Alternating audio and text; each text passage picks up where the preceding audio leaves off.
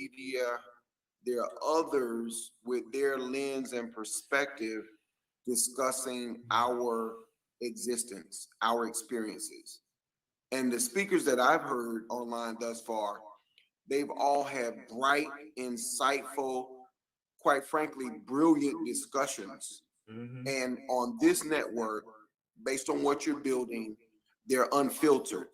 They're not chopped down into sound bites, but it's them coming from their decades of experience as professionals in corporate settings, as entrepreneurs, and they're sharing their wisdom.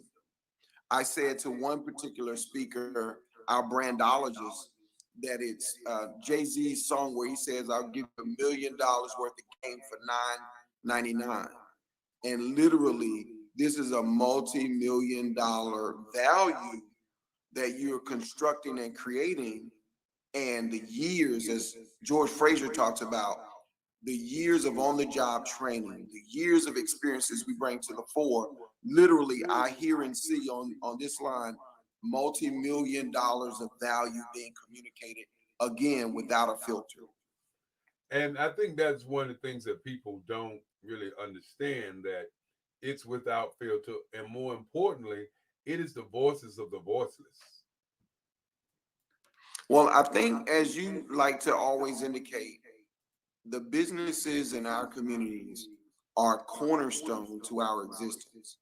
And so, frankly, when you approach your house and there's a pillar there, it can often be taken for granted. And I think the businesses that we're hearing from, I kind of differ with this notion that their voices. I more think that they're they're part and parcel of our community so much, they're ingrained in our Hmm. community so much that often we may take them for granted. And to hear from them directly puts on Front Street the value that they exist with each and every day, that their customers understand, which is why they spend dollars with them. And it allows more dollars to flow into these businesses' hands, these professionals' hands, as a result of this dialogue, this conversation. Now, we had Fran on earlier, and she talked about how to get money for your company. What were some of your takeaways from her conversation? Fran, one, is a competitive, competent professional. Having played in the WNBA as a professional, she brings a level of competitive advantage to the table. So, one, I got from her personage the notion that you have to be serious about approaching people's money. She said specifically that your game must be tight as you approach and feel comfortable approaching friends and family. Often we know our family members one way, but they may have a whole network that we know nothing about. And until we present our idea to them, proof of concept, the fact that we can actually bring it off to fruition, they may not even bring up someone to us who has resources. She talked specifically about one of her cousins who had continued to be a supporter of her project.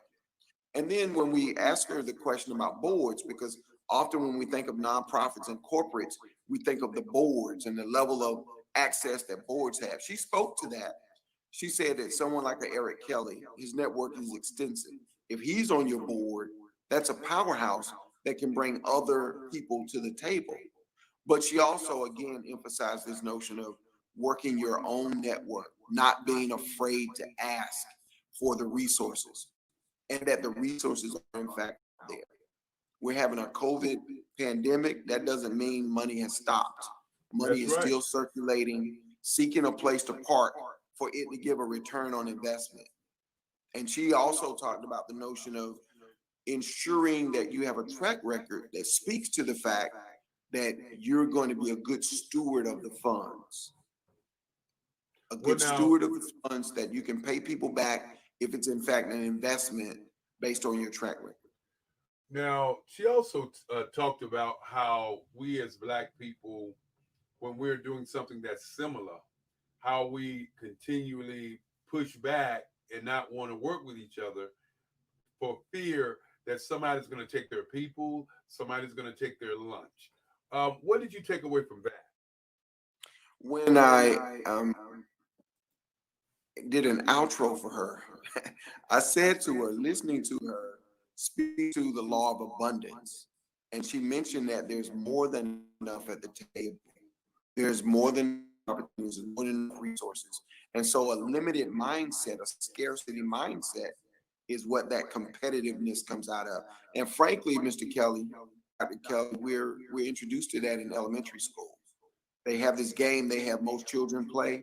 It's called musical chairs. They say there are only 8 chairs and there are 9 people, so you start out without. And then as the music goes and stops and goes and stops, you remove chairs and whoever's standing, you kick them out until there's 1 chair and 2 people and someone ends up standing. Instead of playing chair by chairs, then there are more options able to exercise, and as adding chairs and more people, there's an abundance of needs that need to be filled, and we need competent professionals to fill those needs. Well, when you begin to talk about this network, what are the kinds of things that you see that this network can do for business owners? I see brilliant graphics. I'm looking behind you at your signature graphic presentation. I've looked at the flyers that speaks to the various speakers, including the Mastermind Alliance at 8 o'clock. And I've seen a branding of grade A magazine quality digital presentation of businesses. That's one. What it also provides, again, is a communication tool that's unfiltered. I've seen, for example, through Facebook and the opportunity to invite others to participate, Mhm. and thus the network is not limited to geographic location. When you think of most networks, even in satellite cable, there's some limitations there, but here with this, we're global. And I see the ability for a business to be presented in a manner that has a global impact, and the fact that these are being recorded. So it isn't a one-shot deal. Mhm. It's 4:07 on Tuesday. This presentation will air again and again and again. More customers will reach out to the clients or the companies mentioned. You give everyone presenting an opportunity to tell people how to reach them. You actually give them multiple opportunities to say, whether it's LinkedIn or social media, direct website, or a phone number, how they can in fact reach out to the presenters on this call. So I see a great deal that is kind of obvious, and then there are a lot of things that are not so obvious that we can speak to if Mhm. we care to. Well, that is truly what we're looking at, is to expand people's marketplace, because again, COVID-19 has many people inside. And when you are inside, there are several things that you think about. One of those is called boredom. And you can be bored at home when you don't have anybody to talk to. And so this also gives people an opportunity to get an opportunity to look at their businesses, because that's what this is all about. There's a song that is on TikTok, and it says, "I'm bored in the house. I'm in the house bored." And what you're saying speaks directly to that. There's networking taking place. I've been watching the chat, and I've been watching people offering up their websites, how they can be reached, and phone numbers, how they can be reached. And the speaker has an opportunity loud. Here's how you reach me. Here's my preferred method of being reached. So there's not just a passive watching off with sports on television, but there's opportunity to interact. And we know where there's interaction. As a matter of fact, I'm going to be totally frank with the audience. I took a business meeting today based on someone I met through this network. Mm. That's That's how in, fast that's business that is is that is moving. that is interesting. So that sounds like I'm gonna make some money. You are always gonna make money, Mr. Kelly. Whenever we interact, money always changes hands because there's enough in the universe for us all to be prosperous. That's a fact. Well, as we look at what's going on, not only here, we look on work, and I think sometimes people don't understand why it's necessary to put something on like this to at least show those people who are out there that it's possible. And it being That's right. possible is something that sometimes people don't believe. You know, I want to say something to you because you're a visionary. I think most people understand this, but I just want to say it out loud. The same way Oprah Winfrey has a network, you've created a Black business network. The same way Kathy Hughes has a network, Bob Johnson, BET, Sean P. Diddy Combs. Your network isn't showing music videos and we know what's in those music videos. You're actually discussing business. Same way Bloomberg has a network that 24 hours a day is talking business. You've created a network here to talk Black business. And to see the world of Black businesses come to the fore through this medium you've created. But one of the Congratulations. things, yeah, well, thank you so very much. But one of the things that you have to also think about as we look at this network is that it takes a tremendous amount of time. It takes a tremendous amount of dedication. And the question I have for you is, what do you see this being able to do in the future? I see it being able to train interns, to employ journalists, to actually increase the top line, the bottom line, and the social footprint of Black businesses. I see it being able to, you remember when Black Enterprise Television used to have a 30-minute show that would come on, I want to say on Sundays in some markets and Saturdays in other markets. And they Yeah, it would came on with a highlight friend this. of mine. Yes, Bill. Yes, yeah, Ed Gordon. I It's remember Ed Ed Gordon. Gordon. Yeah, Ed. Yeah, and they would highlight businesses that we would see, kind of Russell Simmons and was highlighted and others. What you've done, what we've done, what's possible through this network is 24 hours a day. We're able to highlight businesses in slots, hour slots, 10-minute slots, 5-minute slots. I see advertisements. I'm wondering who's going to be our first advertiser on this network to say we want to run an ad to inform the audience of our businesses. Well, that's one of the things that a network will do for you. The question becomes the commitment of those who are involved. And as we've been talking today, and I appreciate it. I know you're getting ready to do. We do appreciate you taking out the time of your busy schedule to talk with us because I think sometimes we miss the people who actually make it happen. You work well with the Expo here, and here you are again this year. Um, what is the name of the company and what do you do? I appreciate that. The name of my company is Leadership Development LLC. We're a registered corporation in Delaware, in the District of Columbia, and in North Carolina. And what we do, in addition to consulting, which is we come in and we look at the hard problem and we assist you in bringing resources there to solve these hard problems. Pipeline college and university students into opportunities in the field of hospitality and tourism, in the publishing arena, and in the business management arena. Well, Mhm. So, who is your typical customer? my typical customer is a business owner who has been in business for 10 years or more, and they really are seeking to open up a new level of income flow,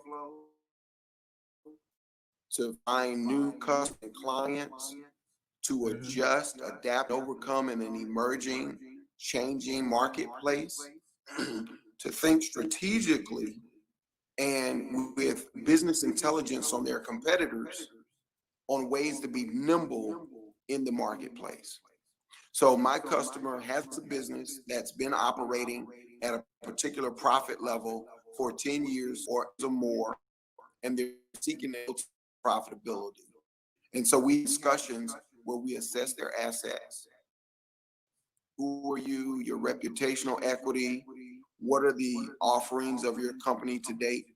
Have you considered repackaging these particular sets of offerings, monetizing your intellectual property, chronicling, protecting your intellectual property, and bringing it to the marketplace to this consumer base? This customer base may be churches. This customer base may be universities. This customer base may be elected officials. As we have all of these business skills and these businesses, whether they're one person shops, 2 or 3 person shops, my clients are usually a 4 person, 5 person operation or greater. And so we have discussions about ways to upgrade the skill set of their particular employees. I'm a big proponent, for example, of working with associations, local associations, be they Chamber of Commerce or national associations.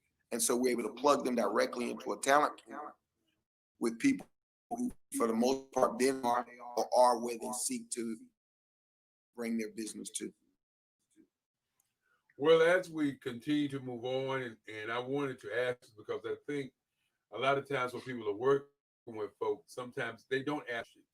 And then Right. to be on this network, how can people email you to talk to you, those kinds of things? I'm a direct communicator. As an undergraduate student at North Carolina State University, my major is communication.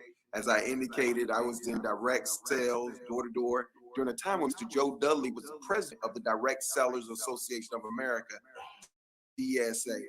If you want to reach me, you can pick up the phone. I'm old school. I can be reached at 202 43 0212. I'm at that number. Well, we're sitting here, we're waiting on our next speaker. Yes. I will see if I can share my screen. And while I'm sharing my screen, I am going to uh, find one of our business expo um, um, videos, and then we'll play that, and we'll because I know you got to go. I know you Yes. stopping by was we truly appreciate it because I know you have so many things on your plate to make happen, and we at the Black Business Expo truly appreciate you. We appreciate you working with us this year. We look forward to all the great things that you will be doing with other business owners, and we're going to continue to look forward to you working with us. So Excellent. what I plan on doing is to see if I in fact can share my screen to make that happen. Was Okay. there Well, in anything the that you words like to of say to the people out the who go ahead. I'm sorry. I say, is there anything that you like to say to the people out here who are looking for business and don't know how to find business? Well, number one, it all begins with mindset of belief.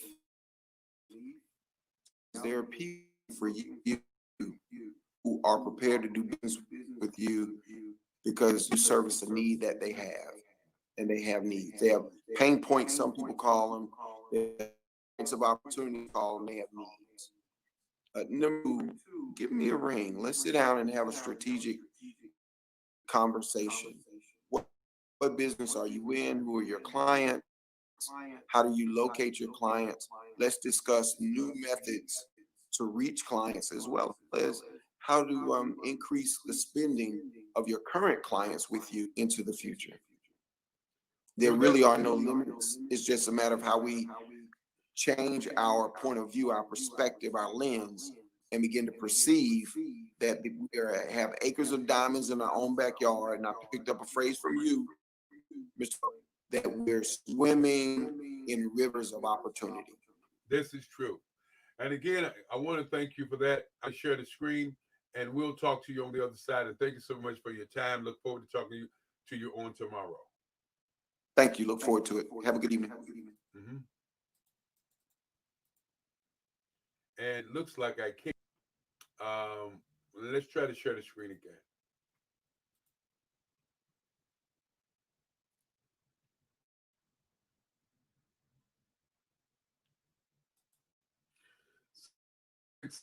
seems to me that one of the things that happens in situations like this is that sometimes don't make it.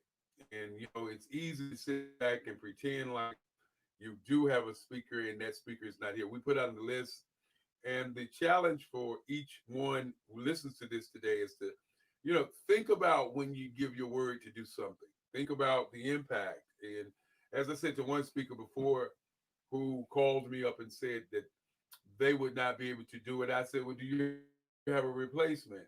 And there was total silence. And those are the kinds of things that we as a group must begin to look at, looking at how we can do it in spite of ourselves. Sometimes we do have emergencies, we do have things that we have to do, but think about what can I do to ensure that the thing that I'm doing is going to be great. The Black Business Expo is one of the largest business showcases in the history of Black America in North Carolina.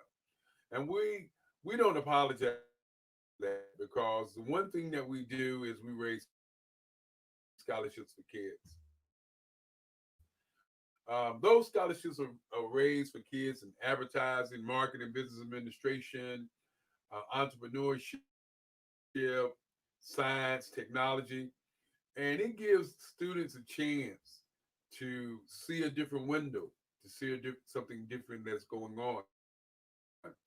As I said before, um, the kid or the young man who won the trophy this year, who won the scholarship this year, was Christian Thomas. And Christian, who wants to be an architect, is well on his way to become an architect when you look at the kind of work he's doing as an artist. He pretty much put his video together, and that video pretty much sold us on working with him, or sold us on giving him a scholarship. Now, as the day is moving from 4 o'clock to 5 o'clock, I wanted to say to those people who have participated so far, thank you so very much. And for those who are going to participation, we look forward to your participation. Mark, take me off the screen for a few minutes, and we'll come right back.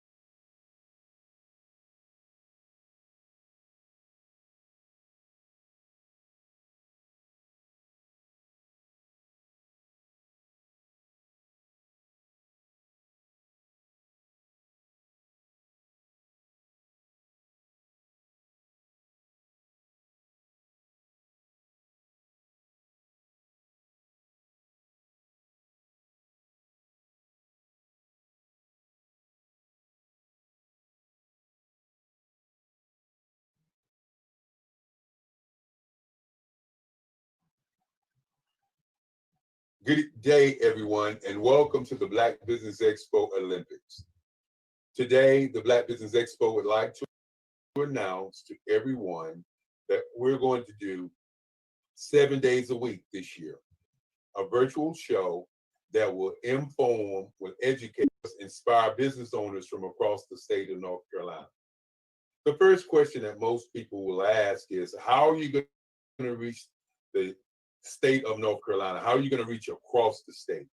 Well, one of the things that we plan on doing this year is working with the small business centers. And there are 55 small business centers across the state of North Carolina. And we're planning on sponsoring those.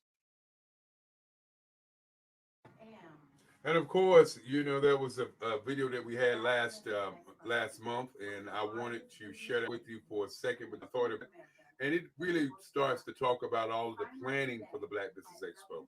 And when you start talking about the planning of the Black Business Expo, that is one of the things. That is one of the things that you have to begin to look at as we continue toward the Black Expo.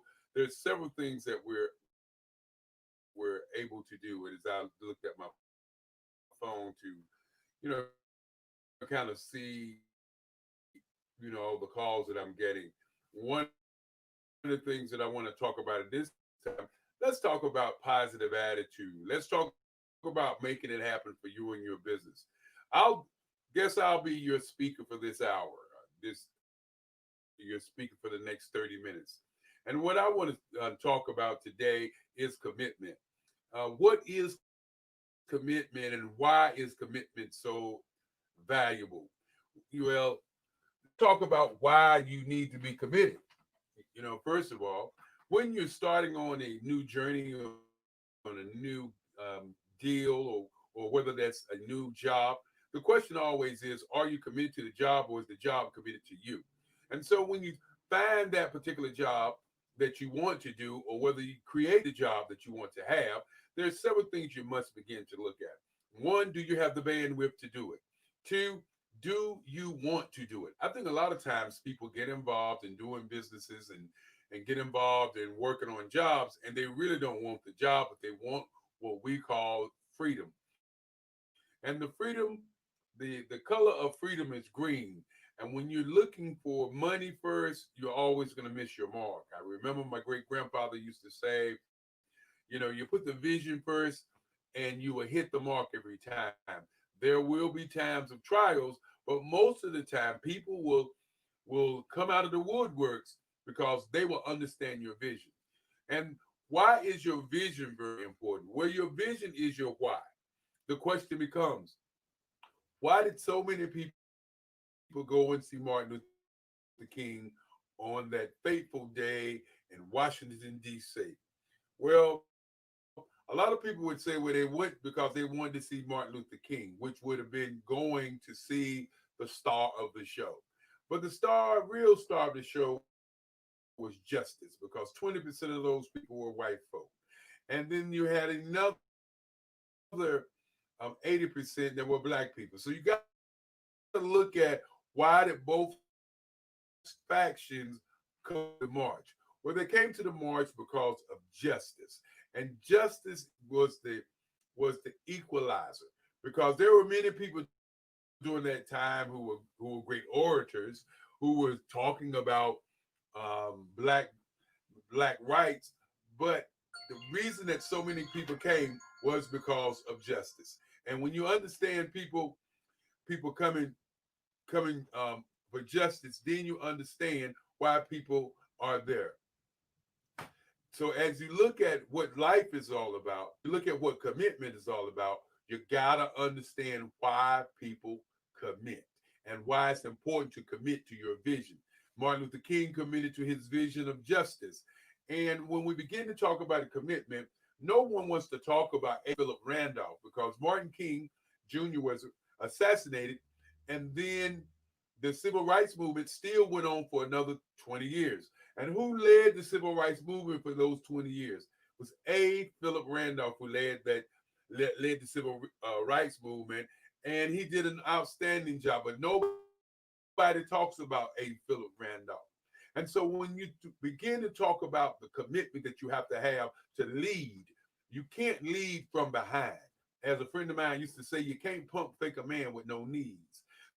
So as you look at today and you look at your company, you got to ask yourself, are you there for the money, or are you there for the commitment, or do you love what you do? I've talked a lot of times about getting in business and how to start business. Kelly Worldwide was founded on the idea that we needed to earn some money so that we could survive.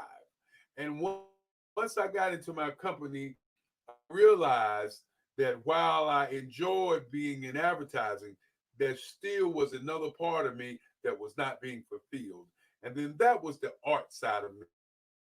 And so what I decided to do was to draw and paint and to work. So the love in the evenings were always me and my paintbrush. But the love during the daytime was advertising because I'm a creator and I enjoy creating. That's why this here was created out of the mindset that I could help people. When you look at people, are you there to help them, or are you there to take away from them? We have givers and takers. We have seers, touch people who have to touch things, and then we have people who do things. And the question becomes in my mind, which one are you? Are you a seer?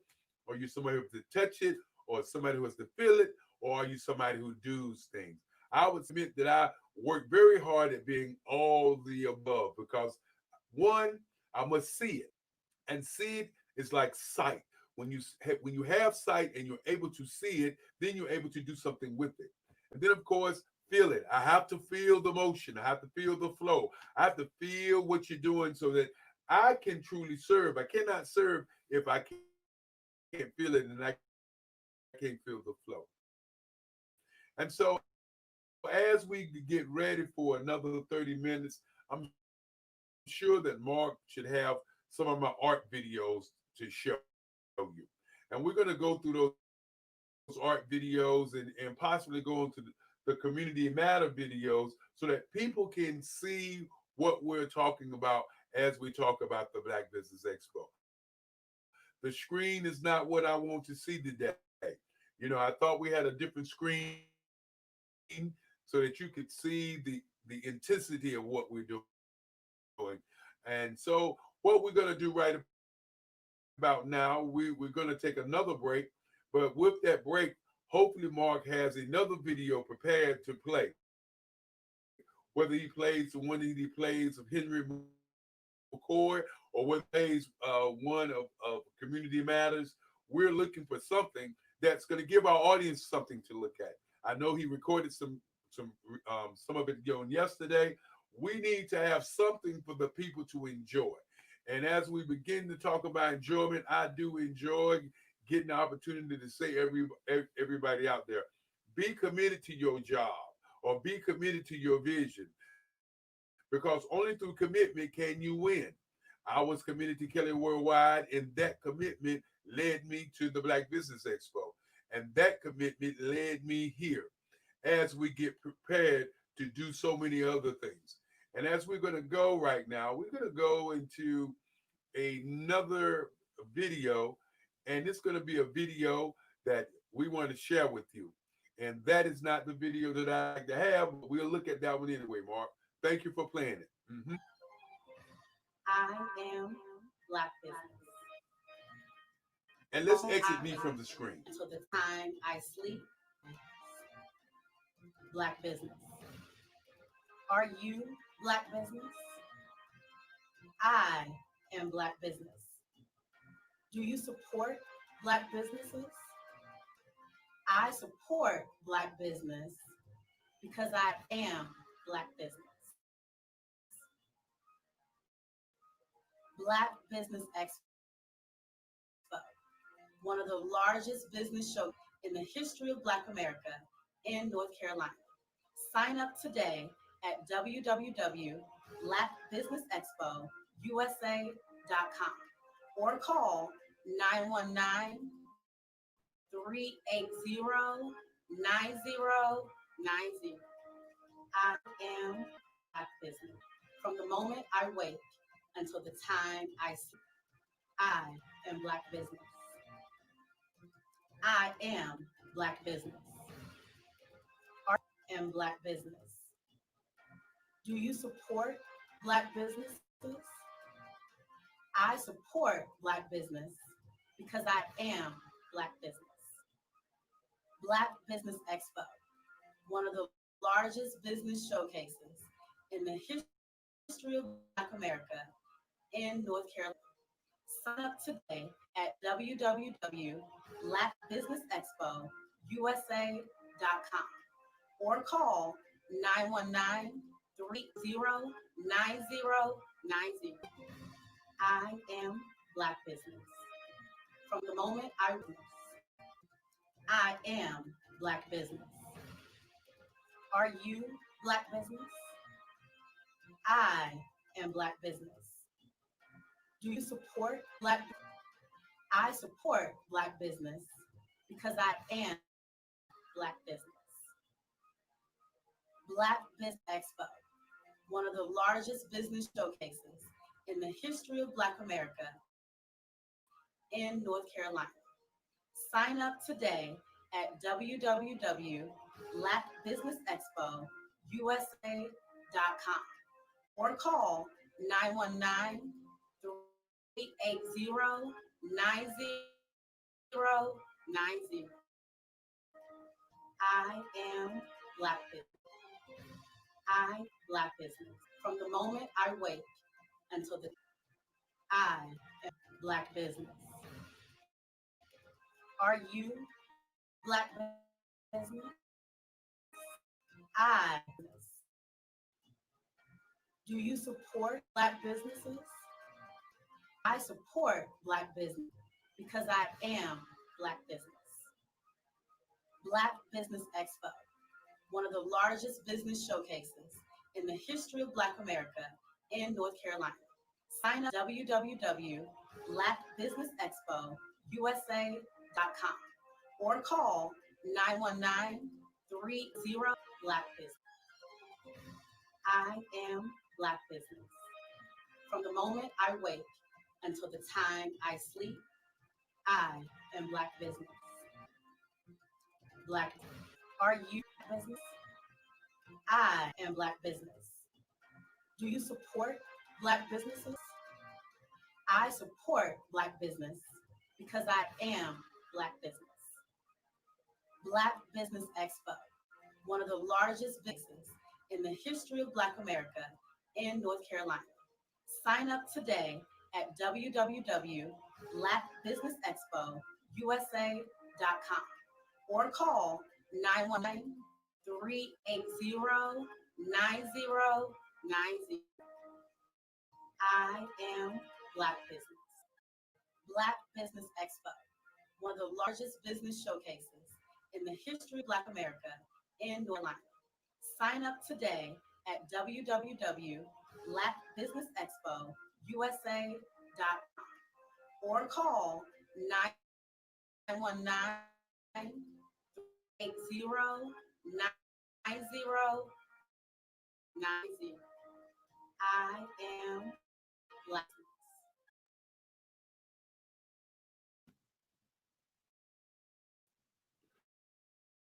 And of course, that was the Black Business Expo trailer for the event. We'll play that one more time, and we'll make sure that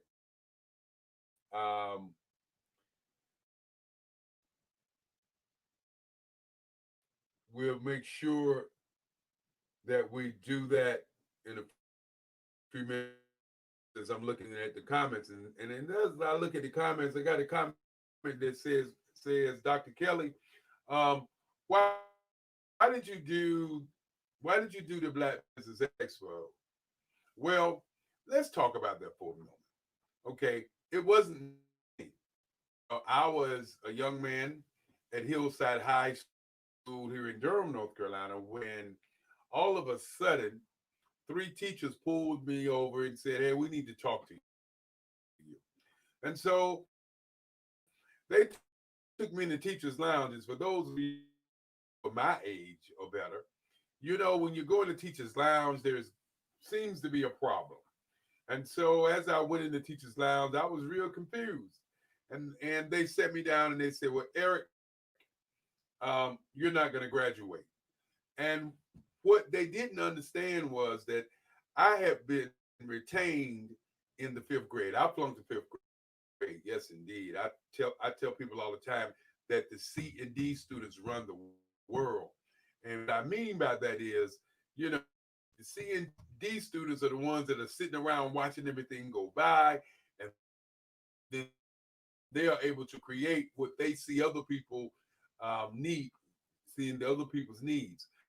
And so I'm sitting in there and they're saying, "You, we're gonna flunk you and everything." And I said, "Well, what I got to do?" And my art teacher, who was a ringleader, said, "Well, you're gonna have to draw for us to graduate." And so my English teacher said, "Yeah, I'm doing Macbeth, and I'm doing this project, and I need you to draw me 3 pictures for my class."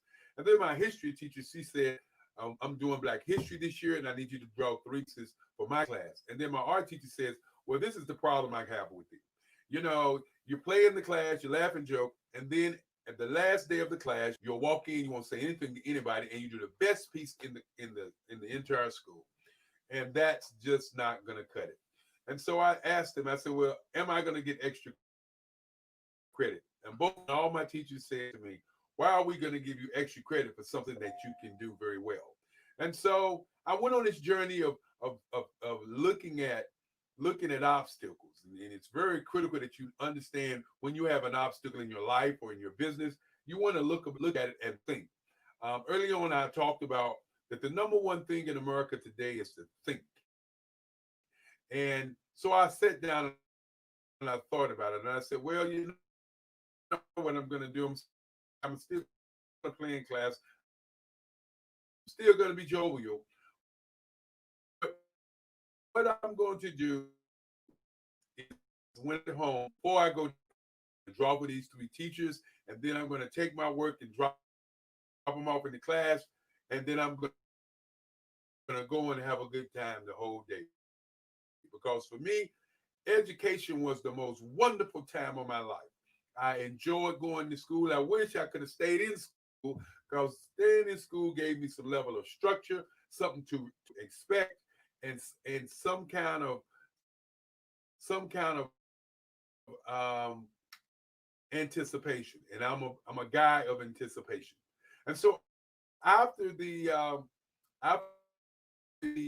for all of the year, there was a contest that my art teacher put me in, and she put me in this art contest for the top artists in the state of North Carolina, held by the Durham Links. Now, for us artists, we all knew about this contest, and I would tell Ms. Dow, you know, I don't like to be in contests. I don't need people to judge me. I just like to do my work. But she put me in the contest, and and I won the contest for the best artist in the state of North Carolina. And after winning that contest on television and things started rushing at me, I was able to get letters from school across the country. I got letters that kept looking at my contest, and there was one letter for UCLA that I wanted to go to UCLA, but I had fear in my heart for leaving my family. So what I decided to go to North Carolina Central University after doing some research because one of the keys to me and keys that I would say to you and your business is to do research. So I did research, and looking at that research, it said that North Carolina Central University was one of the top schools in Black art. And so I looked at the artists who were there, and those artists were in books. So I said to myself, well, I can go there, I can stay home, and I don't have to get out of my comfort zone. From time to time, we don't want to get out of our comfort zones. We want to get out of our comfort zones. We want to want to do the same thing that we've been doing over and over again because we understand what that success is. But a bigger success for me was going to North Carolina Central University. And I can remember it like it was yesterday because I sat there with my instructor and my instructors and that at council. I said, hey, okay, I'm here. I'm going to go to school. I'm going to be an artist. I'm on scholarship. What are my choices? What do I have to do? I have to make it happen. And my teacher said to me at the time, she said that my instructor said to me at the time is that I had several choices. It's 4:48 p.m. And those choices that I had was fine arts major, art education major, and then visual communications major. And so I looked at it and I said, well, what does a fine artist do? And he said, well, a fine artist is somebody who probably going to draw cars. He's going to be a fine art major. And I said, well, I don't think I'm going to get that job.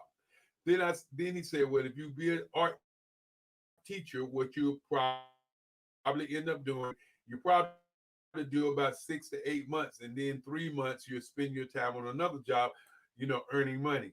And I said, that doesn't sound good to me because I'm not that guy who wants to be doing a second job when my first job doesn't. So he said you can go into visual communications, go into advertising, and you can write your own ticket. And so I shot off into this whole advertising thing. Didn't know anything about advertising, but one of the things that I did think about as I started to get it advertising was never liked television, but I enjoyed the commercials. Oh, I love a commercial. Plop, plop, fizz, fizz. Oh, what a relief it is was my favorite commercial of all times. And, so kind of seemed like the stuff that I like to do was what I was getting ready to do. Now, if you're in business and you're starting in a business and you don't know a lot about that business, one thing that I suggest to you is to volunteer for things that are going to happen. And I thought I put this on silent. I didn't. And going to this TV. Hello, Eric Kelly III. How can I help you today? We can talk with you. I'm talking on live right now. And you're calling me while you're coming into the room. But this is one good thing about TV, one good thing about this channel. This is real live TV. So people can come in and I can talk to them on the phone and I can continue saying what I got to say to the people before we bring you up. Okay, I got about 10 more minutes, so I talked. And as I was, that was one of the speakers, and I got another call. Yes, ma'am. How can I help you today? You're on live with Eric Kelly III. Okay, give me about 10 minutes, and I'll be able to come. I'm on live, and we're going to take about 10 minutes. Okay. Okay. Bye bye. And it's another caller, another speaker. They're calling me. That's what they do. And when we get to the point where I got people in town handling my phone calls, I need an assistance. If you want to apply, give me a call, 919-308-9090. That's how I do it. And so I talk about the research. And so I did research and I found out, what this whole advertising game was.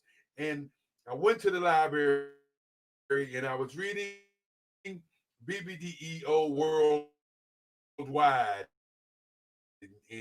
And inside of this book, it said advertising tells people what to think. And when I heard that, it just resonated in my whole entire body. And I said, oh, I love that. I love to tell people what to think.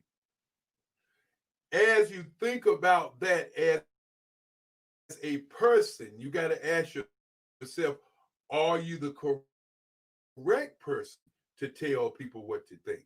And so the first thing that I had to do while I was thinking about his whole advertising thing is now I need to know people. What do people think before I can tell them to think? What are their feelings? You know, and how do you tell people what to think? And so I decided to get involved with a lot of different organizations, publicity chairman or president or vice president or parliamentarian. And so I joined a bunch of organizations. And one of the watershed moments was for me was the SGA, the student body government. And so I joined the SGA and I'm sitting in the room and I'm thinking about, okay, what I'm going to do, because I got to do something. I got to do something in here. And all of the titles in the room were taking up vice president, secretary, parliamentarian, and then we got to the committees. And then we had the hospitality committee. Then we had the events committee. Then we had the publicity committee. And then we had different other committees. And so I raised my hand as a freshman, mind you, and this was all seniors in the room. I was the only freshman there. I raised my hand up and I said, I want to do the publicity committee. And everybody was looking at me like, okay, you want to do the publicity committee. Let me tell you what it is. And so the president, his nickname was Tick, good friend of mine still today. He said, well, young man, he said, well, Eric, he said, Kelly, because that was my name in college. He said, Kelly, look, the publicity chairman's job is to work on all of the shows for homecoming and all of the shows that we're going to have. And so I was like, okay, so that means that I got to work on finding the homecoming entertainment. He said, yeah, that's what I do. And so the first thing I did was I said, okay, now I got something I never done before. Okay, instead of me having that fear in my heart or having that fear in my gut, I said, well, I'm gonna figure out who we're gonna have. Now, my first show that I did on campus was with a man by the name of Roy Ayers, and Roy Ayers was a friend of a friend of mine. So I called my friend and I said, look, man, can you get in touch with Roy Ayers? We're doing this jazz thing on campus. I'm the publicity chairman for the SGA, and I need to reach out to him. So he gave him a call, got him on the phone. We talked. He said, well, Eric, I'm going to charge you about $2,000 or $3,000. I said, look, not a problem. What I'll do is I do tickets. We'll do a ticketed event. We do it in auditorium. We'll make us some money. That's what we did. And so after that went out, I got the bug. I was like, oh, I like this. I'm publicizing things. I'm making it happen. And so then homecoming was coming. And before homecoming got to us, they had a gentleman who came to campus who was a record label executive. And that record label executive was talking about how you do shows. And one thing I say to you, when you get involved in something and you start doing it, things will be coming from everywhere. You don't have to worry about it. Like I said, if you put the vision first, the rest will come. And so all of a sudden, he told me about something called the piggyback. And what the piggyback in those days was, if a artist or a group was coming to one city and they were there on a Friday night, you probably could pay them to stay that extra night. And so I was looking around for who was coming to town, and Earth, Wind, and Fire was coming to Duke University. University was bringing Earth, Wind, and Fire in. And so I said, well, let me see if I'm in touch with them. And so I looked at the album cover, and those information was on the album cover. I called the album cover, and guess who I got a chance to talk to?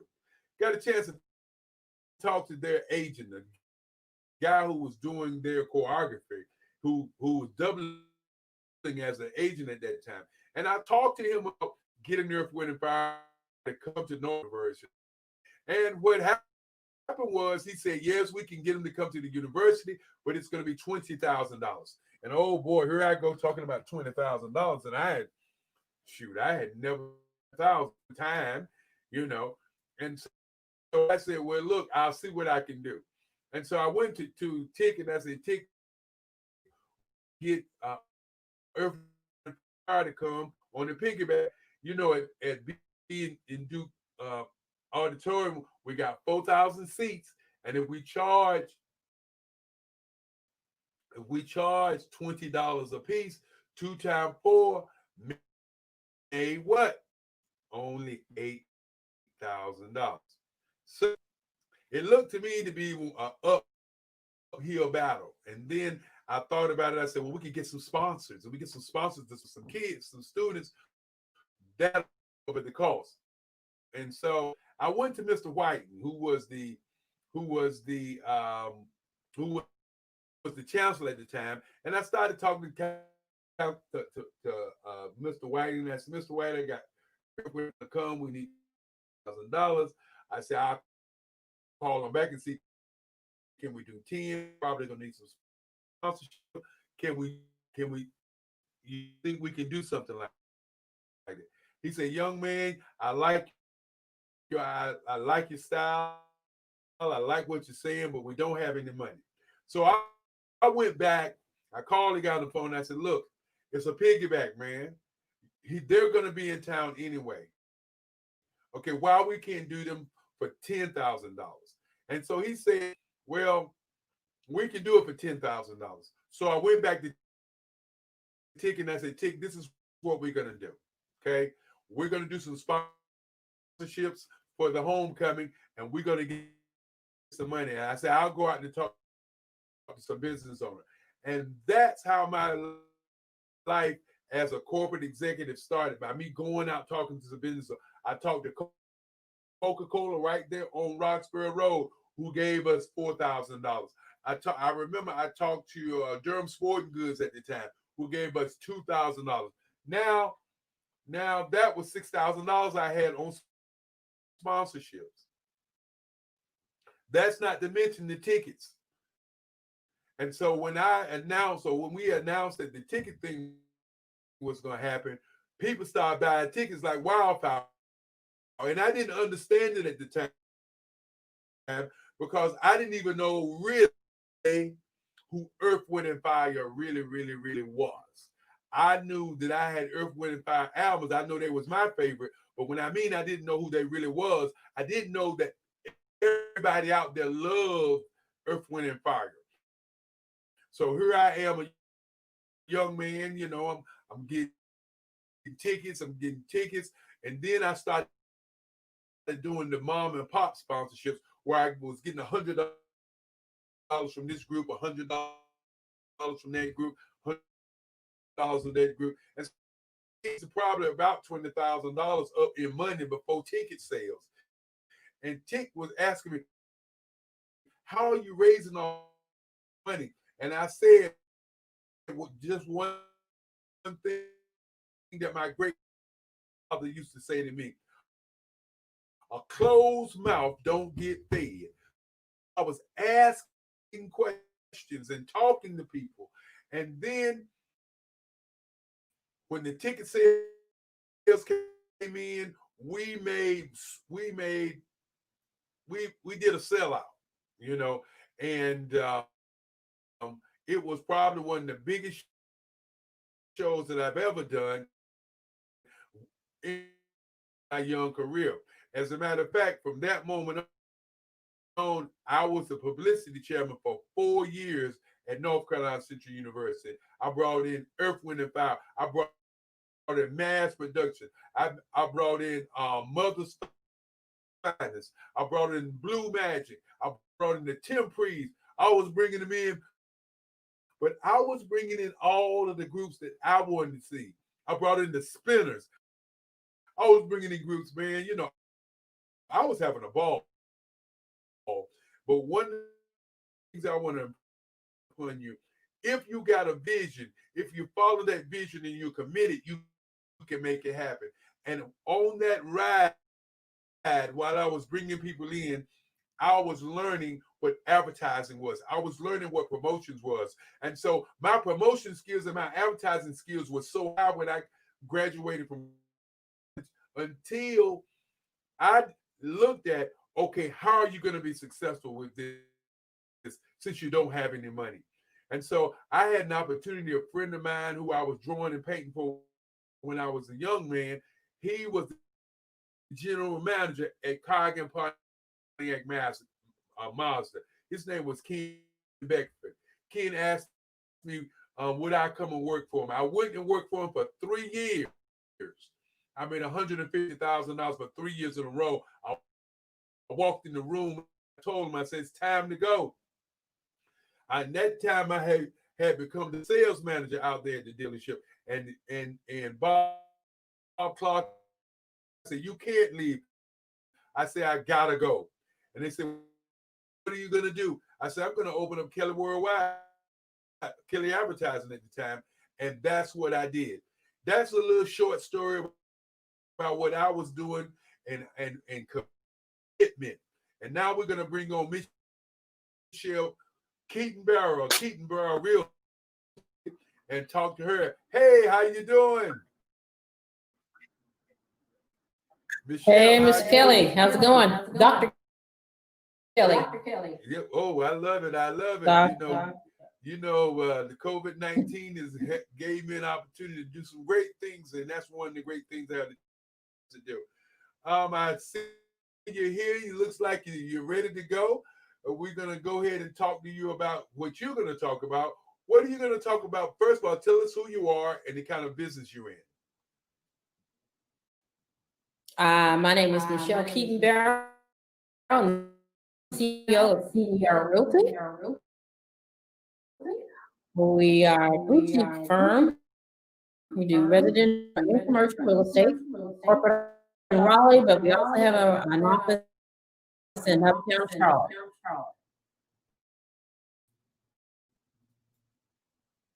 And what do you guys specialize in? Well,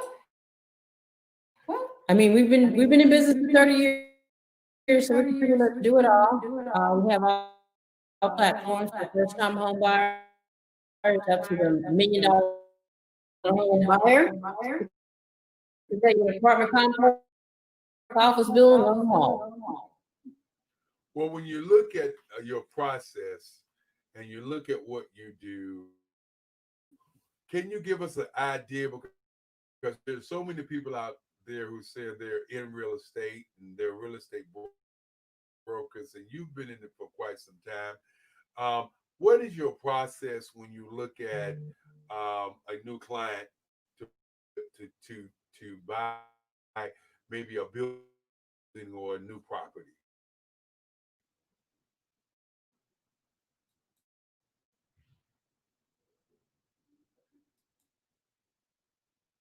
Michelle? Okay, for some reason you're not coming through clear. Could you say that again? One of the things that we find out a lot of times on the other side of the video, sometimes people stick. Sometimes their computer is not as clear, but you hear what you're actually saying, and it comes across pretty clear. Okay, so I'll repeat, but don't worry about it. If the computer sticks, just go with the questions that we posed before you, okay? Did you hear me? Screen is also blanking out too. So it must be the connection. What was the question? Mark can get you back up online. Maybe you can go out of the room and come back in the room, and maybe you will be clearer. But it looks like you're getting clearer. Okay. I can hear you now. What was the question? Oh, the question was, how do you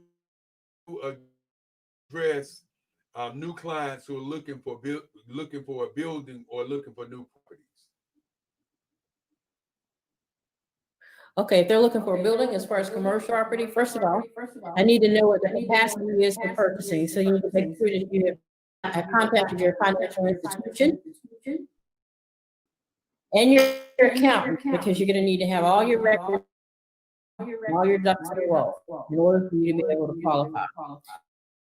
Then I need to know things like, do you need a shell? Are you gonna need to upfit the building so that I can properly negotiate your contract? I need to know things like how many parking spaces do you need? Do you need close proximity to, say, mass transit, like a bus station, I mean, a bus or something like that. I sit down with each client and detail it to exactly what their needs are for their business. And once you find out what they need, how do you work that into a busy schedule like you have? Oh, I always make time for all of my clients. So if you're gonna do a commercial property, quite obviously, especially if it's occupied, you make your appointments in advance. And so we would, if it's rented out, we have to wait perhaps when the client's not there, but it's doable. I always make room for all my clients. Okay, now talk to us about what is your prospective client that you're looking for? Do you want me to talk about commercial, residential, or put it all together? You can talk about both. Okay. A client, I can help you arrange. For example, when Bill moved to the Raleigh area, help them find their corporate building in Raleigh. But then they also arranged for leases in Durham, as far away as Wilson, Fayetteville, several outlets like that. So any business that's looking for a place to either buy or to lease, I can help you arrange for that. As far as residential real estate, you're 18 years old, you can purchase a home. So I'm always looking for people who have homes to sell, put on the market to sell, and perhaps find another one, scale up or scale down. A lot of opportunities for first-time home buyers. Any money, don't worry about that. Can you help with credit? Don't worry about that. That's what I'm here for, is to help you. And of course, if you've already bought 3 or 4 houses and you're ready for your $2 million house, you're my client too. Well, when you begin to talk about doing business, what is your favorite customer?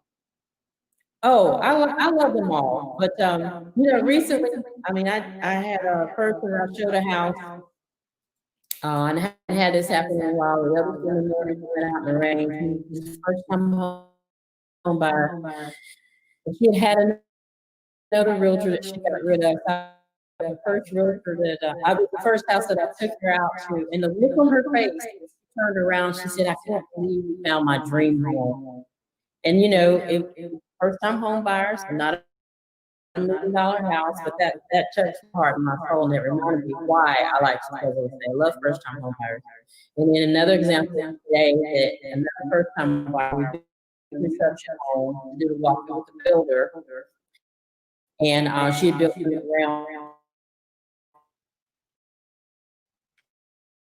and she just can't believe that next week that house is going to be hers. So I love my first buyers. I love everyone, but they're really special. I really like taking the time to walk everybody through the process to make sure they understand and have all the information that they need to make the proper decision. Well, what was your most difficult sale?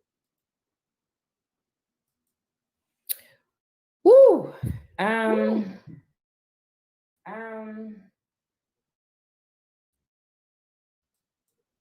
don't know. Years and years ago, I did have one that was kind of people were actually running like a $500,000 house, and that was a lot of money. But man, they relocated here from Utah, and I don't know why they thought they needed to look at houses. So when we got the last house, I turned around and I said, "Look, the husband's in the first seat." I'm like, "You got to buy a house today. I'm not taking you out anymore." They bought a house that day. Are you kidding me? But we made it work. So you saying that they actually bought a house from you that day? Yeah, they did. I told them, I'm like, I can't take you out and show you any more houses. I'm tired. Oh, I fussed the whole way down the street. I said, you owe me for my gas, you owe me for my money. I laid them all out. And they understood what I was coming from. And they went ahead. Well, when you look at your career, you've been doing this for quite some time. What do you tell young state people as they're looking to do business? Other real estate agents? Yes. I tell them, don't give up. This is a difficult business. It's not as easy as on television. I have a lot of people that they kind of have that perception. I had a young man who's already working for one real estate company. He quit, and I tried to talk to him a few times, and I'm like, son, you just don't get it. There was nothing wrong with the company that just left. You just don't have a clear understanding of what it takes to be a good real estate agent. It's very important to form long-term relationships with people. People like to work with people that they like and they trust. So you need to know what you're talking about and come across as credible. And I have a perfect example. I had an agent earlier this year during the pandemic who she had already worked for 4 real estate companies, bless her heart, and had not closed one transaction. And last week she closed her first transaction, and she wrote me the and said that I made her feel like she could sell real estate and she's going to do better in the future. So I like training people and telling what it is they need to do to their social circles and what it is that they understand how to actually get clients. Skills that you need to sell real estate that you think would be essential? Well, you do need negotiating skills. Okay. You do need people skills, although some people don't. They're just like, just send me some houses. I'll pick out one. Just sell it to me. You do need to make sure you research. That's not necessarily skill, but you need to make sure you stay on top of the market. You need networking skills. You need to be able to create your own network of buyers and sellers.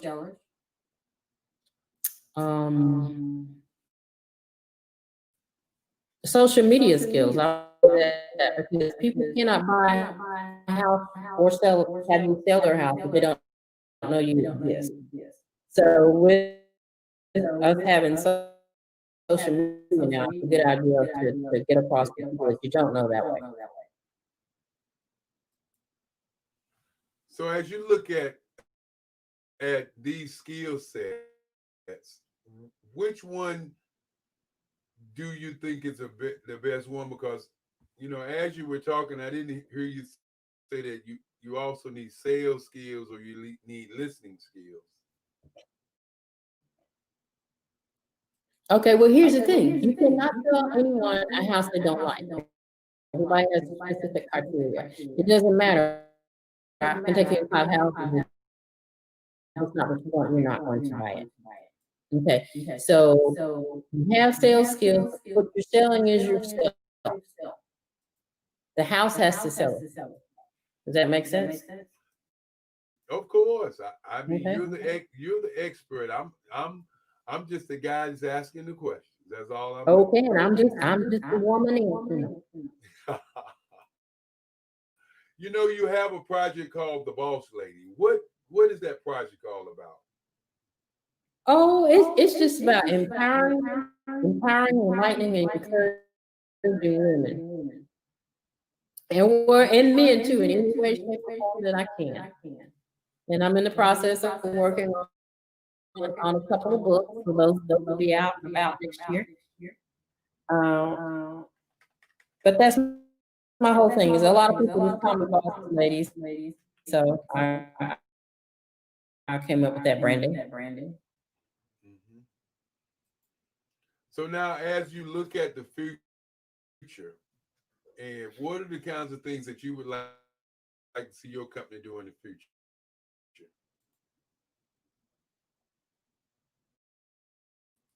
When the pandemic is over, I miss us being able to do our outreach first time home buyers. We do a lot of workshops. We like to help as many people create long-term wealth and legacies for their families, and real estate is a huge part of that. I would also like to expand our relocation activities. Right now, we have a lot of people moving here into Raleigh, into Charlotte from other areas. I'd like to expand on that very much so. And then also, as far as the commercial arena, I really wish that a lot more people would come to me before they sign a lease or something like that, something with the company, because a lot of people do that and they don't understand their leases, and then they're through 2 or 3 years in. And all I can say is, when you sign a lease, read it and then ask an expert to help you out with that. So what you're saying is, once they sign a lease, they cannot use you? Yeah. Oh no. Okay. Oh no. What I'm saying, Eric, is if you sign a 5-year lease to where you're sitting right now, you're bound to that. Don't come back to year 2 and say, I didn't know this was going to happen. I just wish that people would come to me prior to signing that lease, if that makes sense. Mhm. Like, I'm giving an example of something. Lease, and it has it in there, and you read it, it's gonna have an automatic escalation of your rent. Your rent is going to go up year 1, year 2, I mean, after year 1, after year 2, after year 3. And I would have pointed it out, make you know that, and that you're prepared. You can't go back and say, I don't want to pay the extra money. Mhm. So when you talk about, when I asked you about your most difficult person, what was your easiest sale to date? My easiest sale I have was a company, I mean, a couple out of California. His nephew referred him to me. They purchased a new construction home in Durham. They never came here to California. I picked out the house. I did their walkthrough. It's back in the day when you could do it. I signed all their loan paperwork.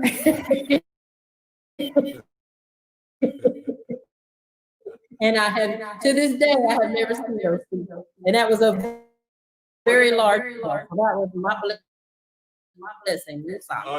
Are you kidding That me? was easy. I did it all myself. And you've never seen No, them? I'm not. You got to be kidding me. No. So you got to work with people who their uncle trusted, and likely he turned to me, he knew I went to school. So I did the whole thing. That was the easiest one I've ever had. Well, that has got to be. And they just rented the house out. They didn't live in it. They just rented it out. Well, that's still got to be one for the agents. It goes to show how people trust you, what they believe in you, and what they see in you when they talk to you. Now, I know you had a presentation ready today. Are you prepared to do your presentation? Well, you're going to ask me some questions. I was just trying to see if you had anything up your sleeves for the people. Let me look. Now I got on. Okay. Well, you know what? It's always good when I get a chance to sit and talk with you, because I learn so much, and I understand that you have some new projects come up. What are some of the new projects you have coming up? Well, I always have new projects, but working with a couple of builders on some new construction things in Raleigh and Charlotte. finishing out one in Raleigh, North St. Augustine University. We have a few lots left here. So I was looking at opportunities. So what would you say that is important when you look at a couple that comes to you maybe from out of town? What can you carry us through the process of what you do when that happens? Okay, someone just called me today. He's getting ready to retire from the Marines. He's going to move here. So the first thing I said, you know, you have to put the financing together. So I'm going to refer him to a mortgage person who will look at their credit, make sure they have the appropriate down payment, and then you know, I always sit down and have an initial meeting with my clients to see what they're looking for, so I know what their criteria is, where they want to be, bedroom, bath, things like that. So, the basics. Okay, as we look at the future, what with this COVID-19, what do you see the future of buying and selling houses to be? Oh, it's going to continue to be an excellent real estate market. Interest rates are low; they're down around 2 to 3% for a house, whether it's new or existing. There's 100% programs, meaning you pay no money down. We still got USDA. We've got VA is 100% financing. We have down payment assistance programs throughout the state. We've got like the North Carolina Housing. We got up to $30,000 down payment assistance. Federal Home Loan Bank. We've got 5,000.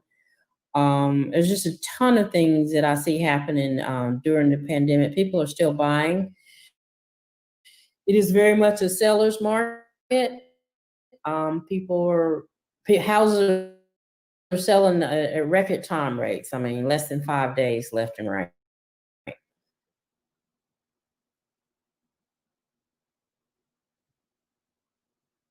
Where'd you go, Eric? You still there?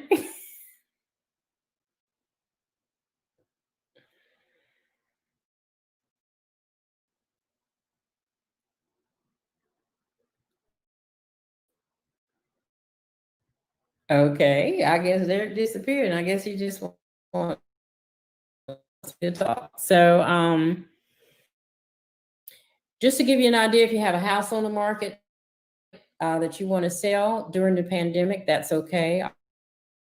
All agents in the state of North Carolina are taking precautions.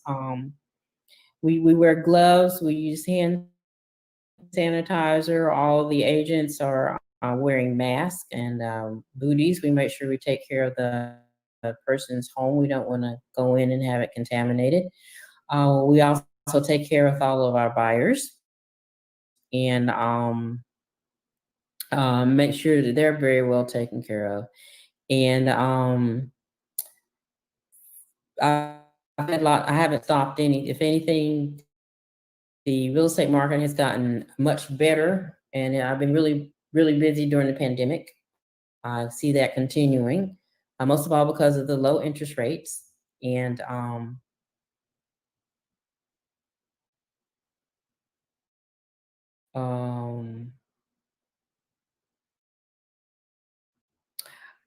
okay, I'm not sure what happened to Eric or what I'm supposed to do. Let's see if I can think of anything else that you need to know about real estate. If you're a veteran, you have a DD 214, you can still purchase 100% financing.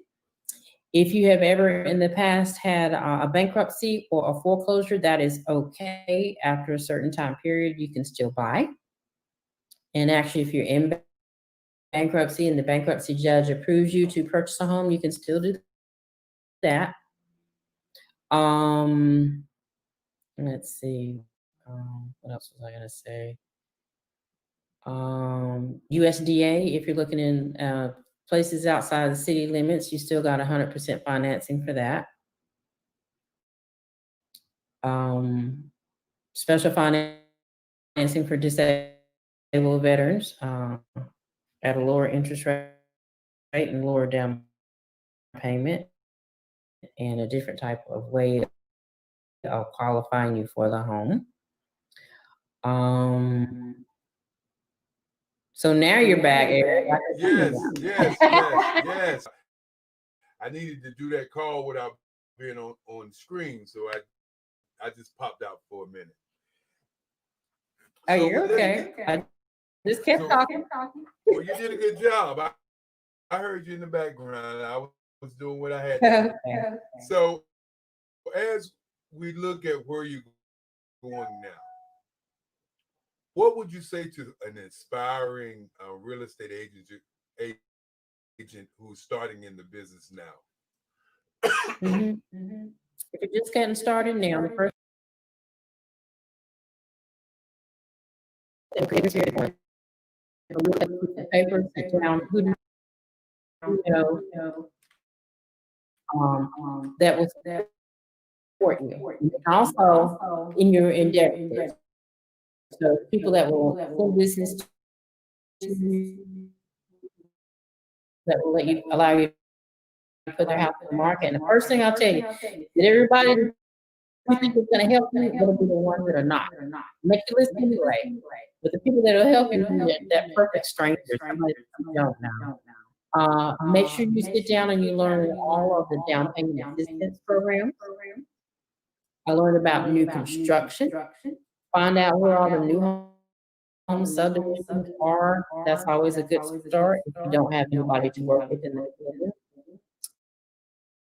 And again, the main thing is to work your spheres of influence. So if I was to get into business, what will I have to go through to get the opportunity to buy or to sell homes? So what do you need to do to become a licensed real estate agent? Yes. Okay, it's been a while, but it's quite a few hours. You have to go to a real estate school like Superior or Monarch or HPW school. You have to take out how many hours in, quite substantial. You have to pass the test for the school. Then after that, there's a test that's mostly the state of North Carolina and part of it is national. Then you have to pass that test. Then you're what we call a provisional broker now. After you become a provisional broker, you'll have to take an additional 90 hours of classroom and work, divided up in 30 hours, 30 hours, 30 hours. At the end of each, there's a test you have to pass. You're a full broker.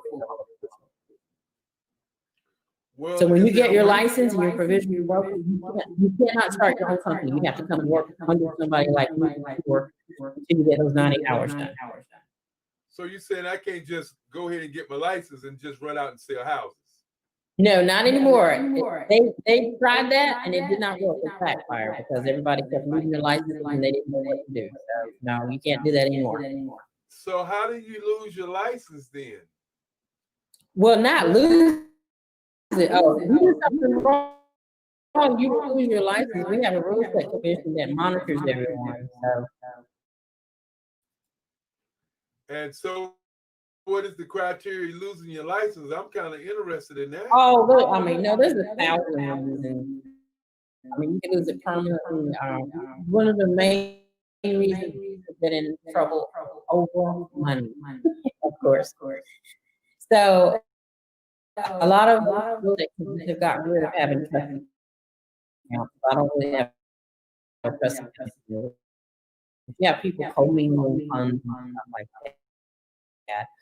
Some agents get in trouble for again not knowing enough about it. Misrepresentation is the main thing to get in trouble for.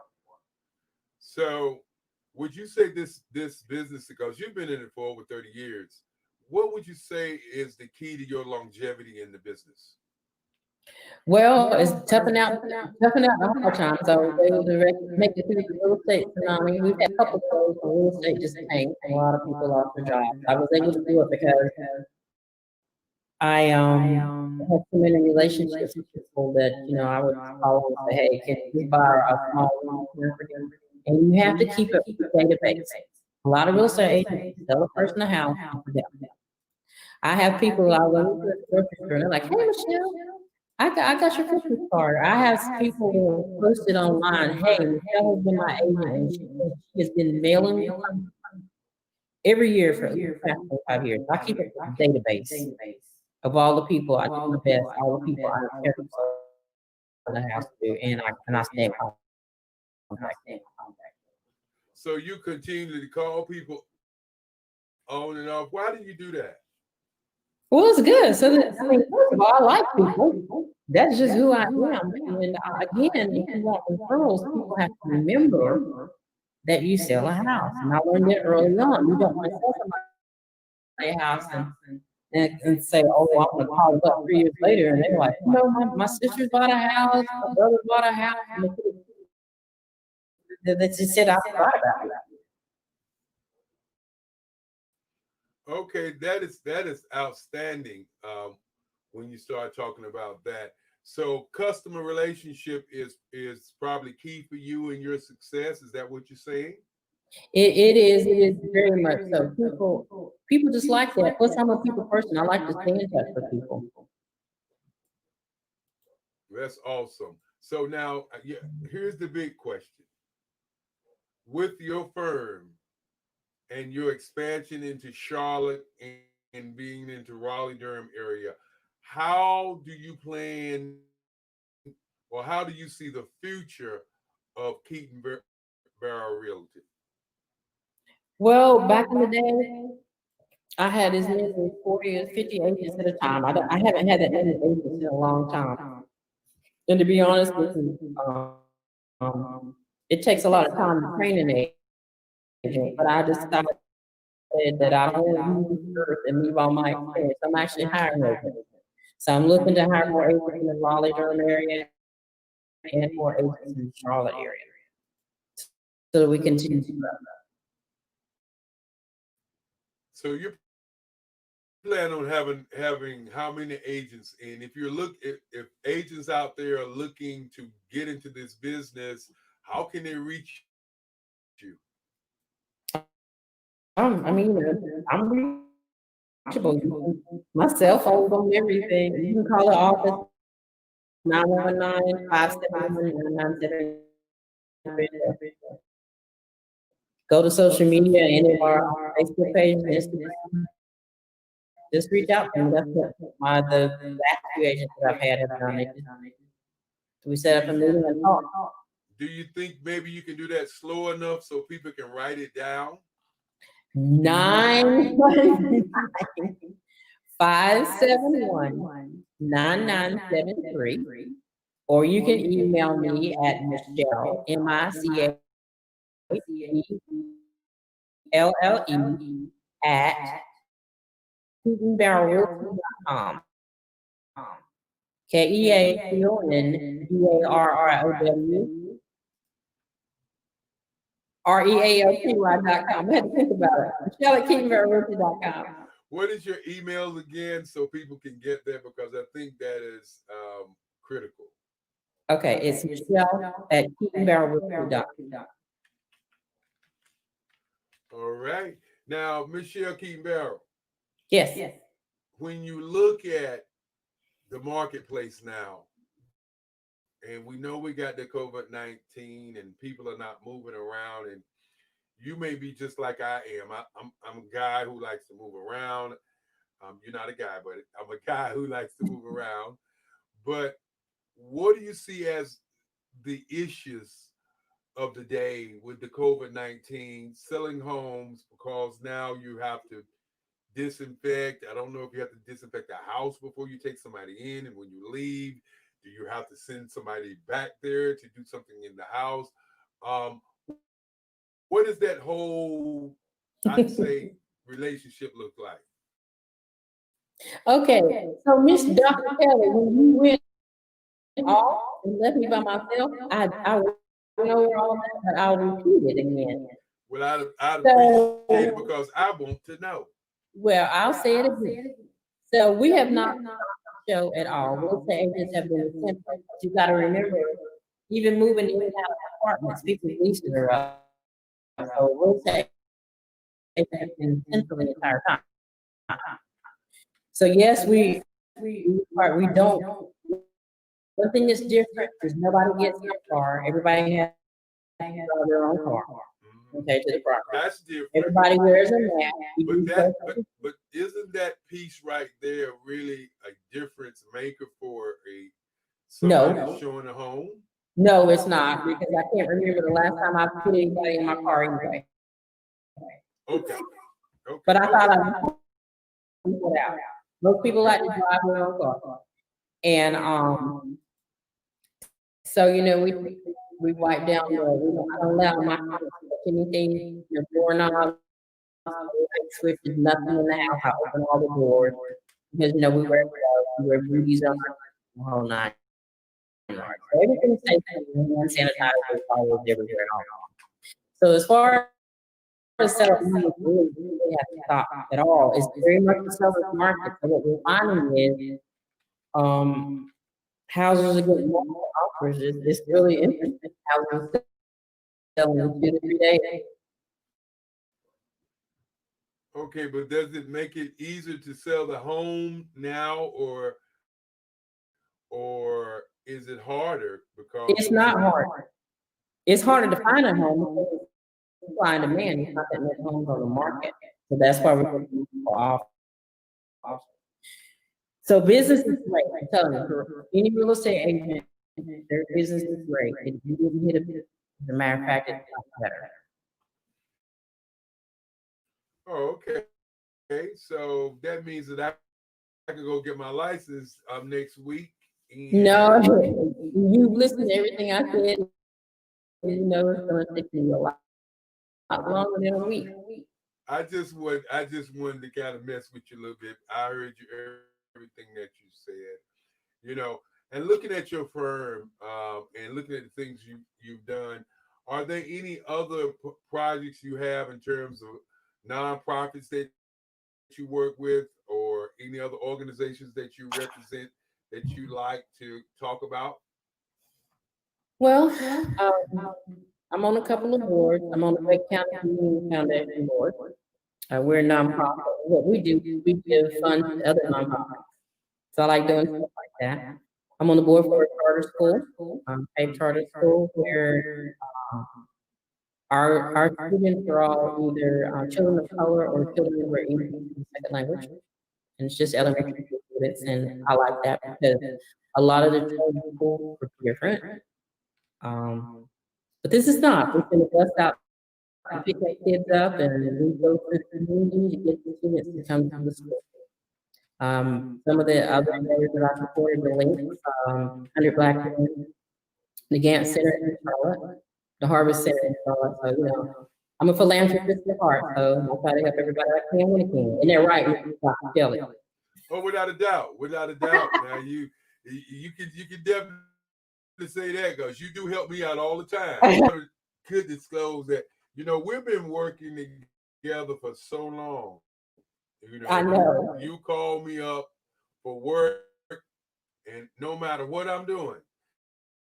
As a matter of fact, you were with the Black Business Expo when we first started. Yes, right. And so we've gone from, wait a minute, that makes both of us old. But no, we're not. No, you just started last year. But I'm going to tell you how I met Eric Kelly. You remember that? He came to my house because my husband did the video for the Black Expo, and I did the voice. One big expo. Yes, I remember that one. That was a good selling tool though. One good selling tool though. One big expo. Yes, indeed. That's been a long time ago. Very long time. I think that may have been the third one we were doing, because it was the one with the hands and the globe in the hands, and they had one big expo on it. It was in black and white. It wasn't in color. In those days, we got black and white out. We was doing good, especially with some images on it. Oh, I know.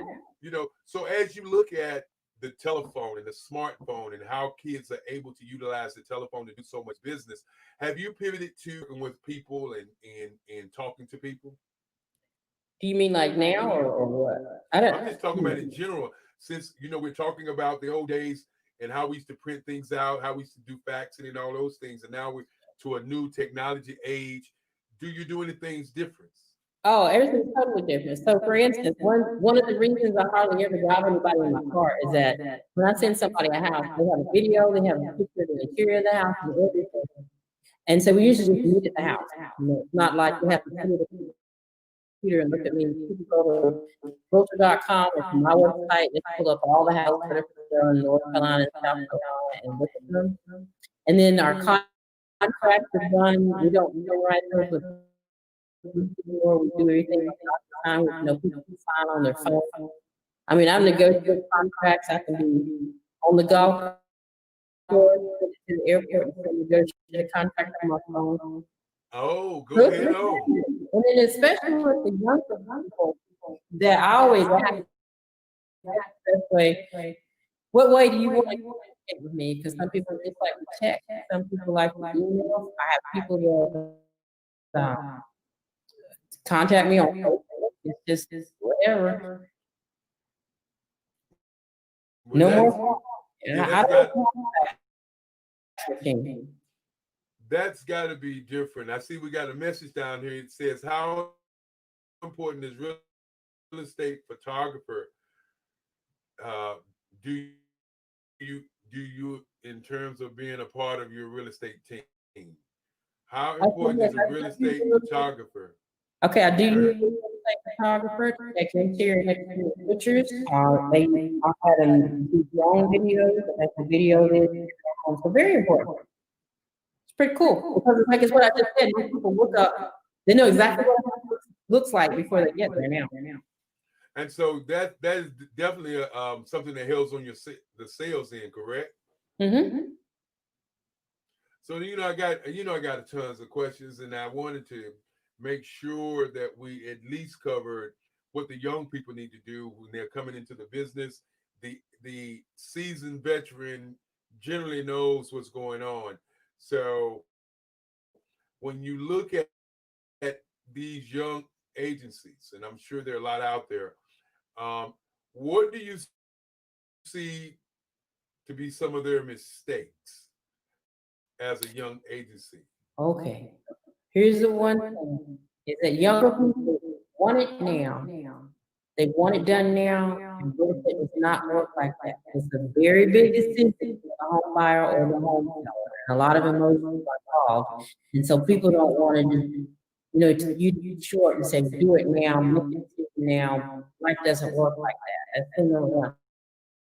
Thing number two, you work with a real estate agent like me that's seasoned. You need to listen to us when we actually know what we're talking about. And then number two, what you'll find is when I had an agent call me on the weekend, she saw a house, showed a house in Durham, and she called me, she said, if you write a contract now, Michelle, I'll have my person. We won't wait until 2 days and take a bunch of contracts.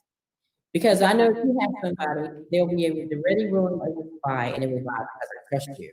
And so what other agents need to understand is not a time to demonize another real estate agent and burn a bridge when you first start real estate. Because if it's been a long time, you're gonna need relationships like that.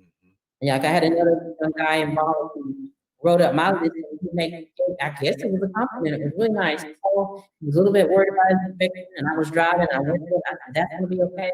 He said, I've always wanted to do a transaction with you. I've been watching you. So Now we got another question. What's your thoughts on gentrification in terms of buying back the block and other thoughts like that, the whole gentrification deal? Okay. Gentrification is cool, right? Okay, so part of it is economic. So if anybody getting displaced and being moved, a lot of people want to equate gentrification with moving Black people out of one area to another. It's not always true. It's economics. So a lot of us, you might be a small person already. Everybody's getting because of economics. Yeah, you should buy the block that if at all possible.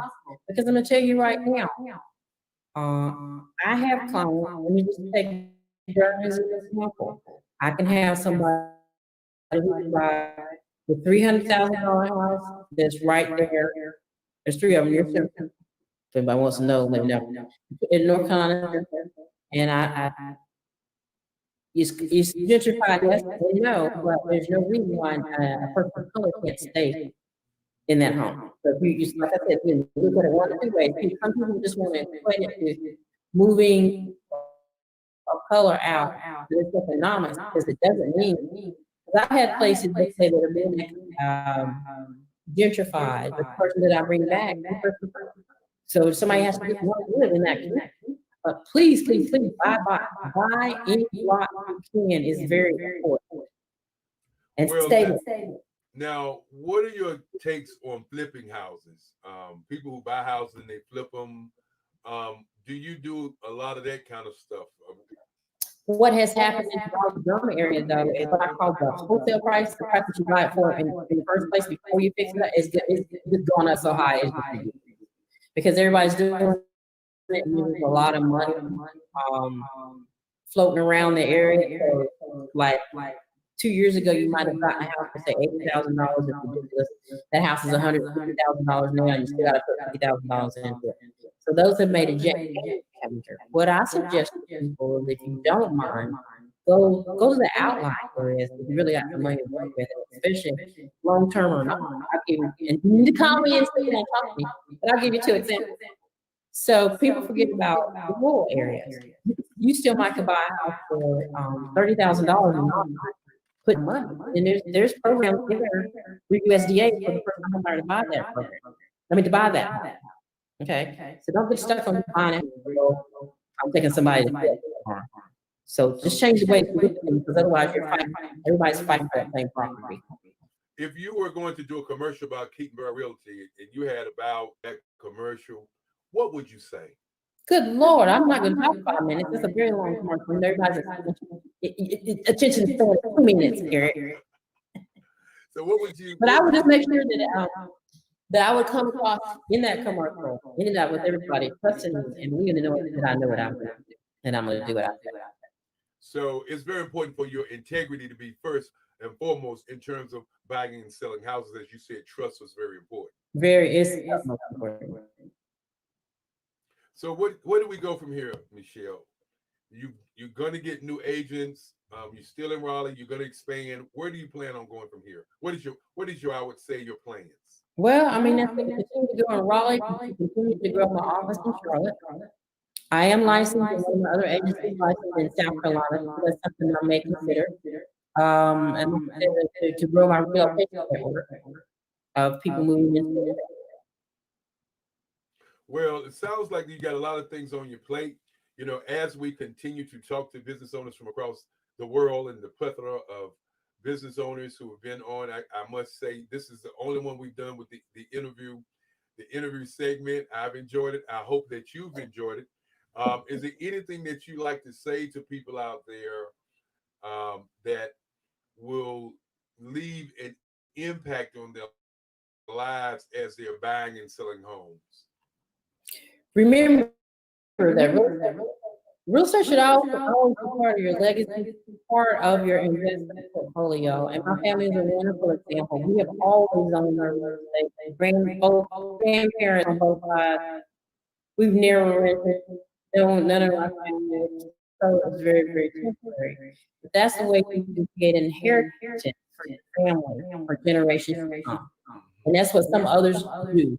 And so do it appropriately.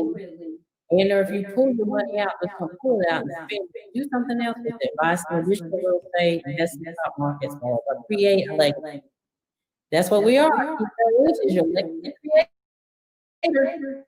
Well, I forgot to ask you, and I want you to break it down a little slower because sometimes people can't understand what that legacy creator tagline that you have. What does that mean? We're helping you create a legacy for your family so that there's potential for your children, your grandchildren, your great grandchildren to have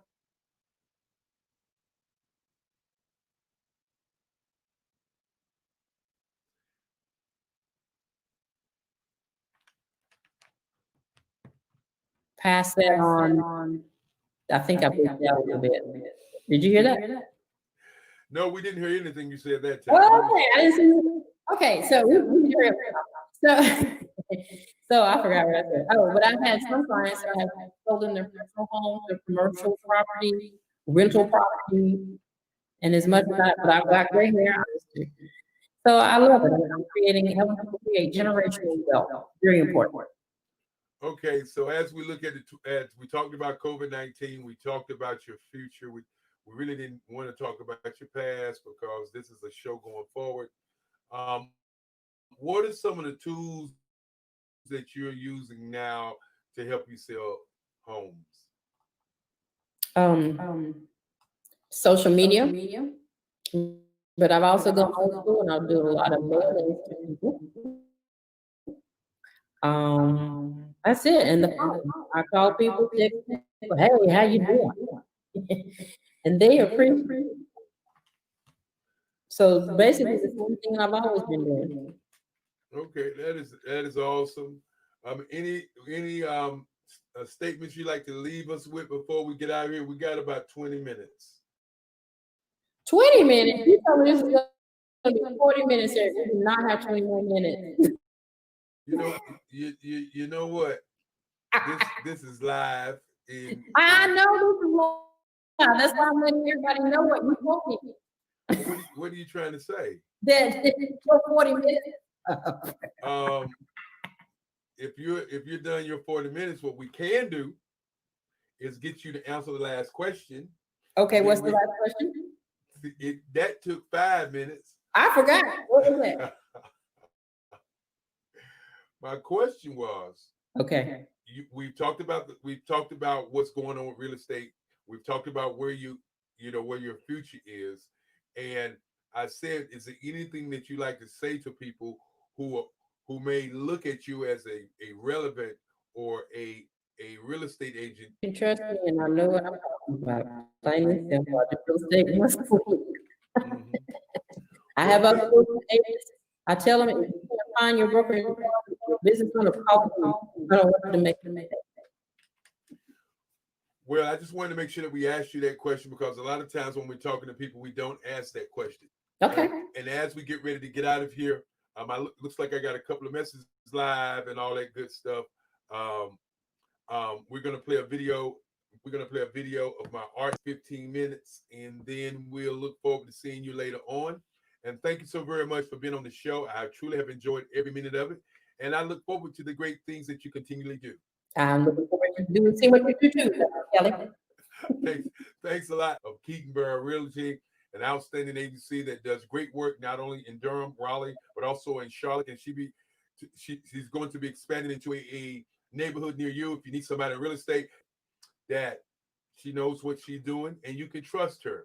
And I believe that that's all that really matters when you're dealing with people, is finding somebody you can trust, but more importantly, finding somebody that knows what they're doing. Thank you again. Any last statements? No, my pleasure. Thank you so very much to businesses from across the country, from across the nation. And I'm sure we have our next one ready to go. And if in fact, if Dr. Dennis is available, I'd like to bring him up to say a few words for the last 15 minutes. And of course, as we keep going on. All right, Mary Williams Stover, you know I want to talk to you, Mary Williams Stover. You, girl, you are a trailblazer. You are a trailblazer. You know what I'm trying to say, right? But I'm gonna say you are a trailblazer. when you're scheduling people, you need to do what you say you're gonna do, because people will call you on it. And when you have a team of people working with you, and things be going wrong, and you're just holding on to what you call a little bit of rope, no, a piece of thread. You handle that thread, just said, oh, please, can I hold on to this thread? And then when you hold on to that thread, and the wind running hard, kind of laugh. I like people to be happy when they come on board. But I do want to say, it was my mistake. It was my mistake. But the most important thing is we got you here at the time that you are available. Sometimes when people are doing things and they don't get it done, that's the part we don't want to do. We want to get it done. And I text you and I said, I'll make it happen. And then I made it happen at the wrong time again. But then you came back and you said, hey, Eric, make it work. And I'm making it work. So how you're muted, right? You're muted. You gotta unmute. Mary. There you go. Okay. There you go. How you doing today? You. Oh, that's funny. So before we get started, how was your day today? Oh, it's good. I had a great day. Are you hearing an echo? I'm hearing a little bit of echo, but when I disappear off of this, you won't hear the echo at all. I just want to tell you firsthand, thank you so very much for being on. We know you got great information. I read a little bit about you, and when I was reading about you, I said, we got to get her on. And I got to do everything I can to have her here because the issues that you talk about are issues that need to be heard. Looking at a female vice president, and she's a black female vice president. Yes. Oh, I'm on. Look, I'm on more than a lot of people know because my grandma raised me. And then, I've had two mamas. I had my grandmama, and now I got my mama. And when they call my whole name, Eric Kelly, I sit up, stand up, and say, yes, ma'am. What is going on with that? I was telling somebody earlier that when we started saying, oh, that's a good idea. And then she said, Eric Kelly, I need you to do it. And when she said Eric Kelly, I knew I was lost. I tell people about the Barack Obama. My mother saw me doing this art show. I don't know how she found out. She finds out everything about me. And she came to the house and she said, you got to do 3 Barack Obamas. So I took my pen, she left the room, left the house. In my mind, I was going to do a show where I was going to take stuff off my wall and take them over to the Haiti Heritage Center because people hadn't seen that work. So it was came back. She said, I'm working on the campaign. I'll be the 44th president. And I said, Mama, I don't know about this. She said, that's what I want you to do. I said, well, it's not my she's Diane. And so I go into Diane's office, and I don't know if you know Diane Pleasure. My mama said it'd be a good show if I did a show with Barack Obama and do 44 pieces, and he gonna be the 44th president. She jumped out the seat, said, oh, that's months from the show, right? I go home, I sit down, and I say to myself, once I draw one time, it's gonna be over. What am I going to do? And I sat there for about a couple of hours in my studio, and I said, well, you know what? I am going to draw Barack Obama 44 different ways, like 44 different artists drawing. And that's what the show was. And it was a phenomenal show. The show went on tour. She called me Eric Kelly, and this is what y'all got. And with that being your minutes, but I want to turn it over to you. Anything you like to ask me before you start your show, but I want people to understand that you do talk about women's issues. And it is very critical that we sit back and listen because what you bring to the table sometimes when we talk about diversity and inclusion, or we talk about community engagement, or we even talk about women, sometimes their voices are not heard. And I always say you need to listen to women, especially black women, because I believe they know best. Even though I'm a black man, I believe they know best. We being analytical thinkers, women think more analytical, and then they think about the big picture, how it works with the big picture, and how that big picture makes the vision work. And the Black Business Expo started from my grandmother, and she saw it. I took it to another organization. The guy who was running the organization, after I had did the flyers and all that work, and I'm out there selling to people, he said, I don't think we're going to do it. I had raised $7,000 that I was going to just turn over to them. And my great-grandfather said, whenever you get mad, just shut up and don't say nothing. I said, and I'm saying, I don't know what I'm going to do. My little brother walked in that office and said, well, what's the problem? And I told him, he said, well, why don't you just do it? The money. He said, we got the money. And my brain said, oh, we do have the money, but that we is me. And he worked with me. He's been working with me every year since I paid him. But sometimes you have to listen to what other people are saying. And that's how this thing got started. And we've been doing sketch to talk to you to see how we can work with the state, because that's something that you do to kind of get other people involved. Because again, this year, we didn't get kids to be involved pretty much because of COVID, but we did have 8 kids from last year. And I don't do the way you last year deal, because we're providing scholarships and we're providing tools. So I'll call the kid up and say, hey, man, you didn't get it last year, but you're worthy. Here's what we can do to help. My biggest challenge, what I would like to do, is to provide 4-year scholarships for 10 kids every year. And I know that's over $500,000, but that is my biggest goal, and that's what I want to do. Dream big. That's right, because my great-grandfather said you can do something small, because it takes the same amount of time to do something small as it does take time to do something big. I'm going to let you go. Thank you for being here. And if you got if you have a slides or anything, Mark will take good care of you, and I'll see you on the other side. And thank you so very much. Thank you, Eric Kelly. All right, bye bye. Hey, Mark, how are you? Thank you for helping me. I see my colleague Allie is here also, and she's going to share the screen. And right now, I'm just so pleased to join you, Expo USA. Thank you, Eric, for sharing a little bit with you of the work that we do at the North Carolina Council for Women and Youth Involvement. And in talking with you about some of our work, I'm also going to talk about this challenge of building your brand to build the status of women, and a different way of looking at community engagement, Women's Council and Women's Commissions, and the privilege of currently serving as the Executive Director of the North Carolina Council for Women agency within the Department of Administration. And so we're just going to chat a little bit about what we do and who we are. It was so heartwarming for me to hear Eric's vision of providing scholarships for young people. Part of what we do, our youth involvement piece, our internship program. And so we had last year, despite COVID, we did our first virtual internship program for college students. So we had over 65 students who stepped up and said, I still want to do this experience in the summer, learn what it means to work at a state agency, to learn about the operations of state government as an intern, even though I will never step foot in the actual building. It was done 10 weeks, all virtual, and it was a phenomenal learning experience for young people. And so we are doing it again. We are currently accepting applications on our website. So for those of you out there who have college students in your life, who are at least sophomores or seniors, grad school students, and also students who are attending community colleges, can apply. And that application stays open until the year. So it's not too soon to start thinking about summer. So spread the word and get the word out. Thank you. So Allie, we're going to go to the next slide. Officially, we're beginning at 6 o'clock. So I'm just going to use this time to talk a little bit about Council for Women overall, what we do, to give you a sense of our work. And I'm just so honored to be part of this phenomenal team of women.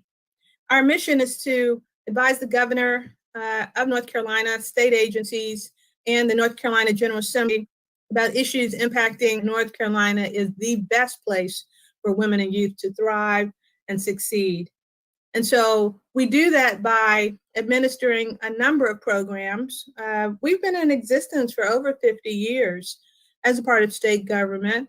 And it was the advocacy of women legislators and women volunteer leaders who created the Council for Women.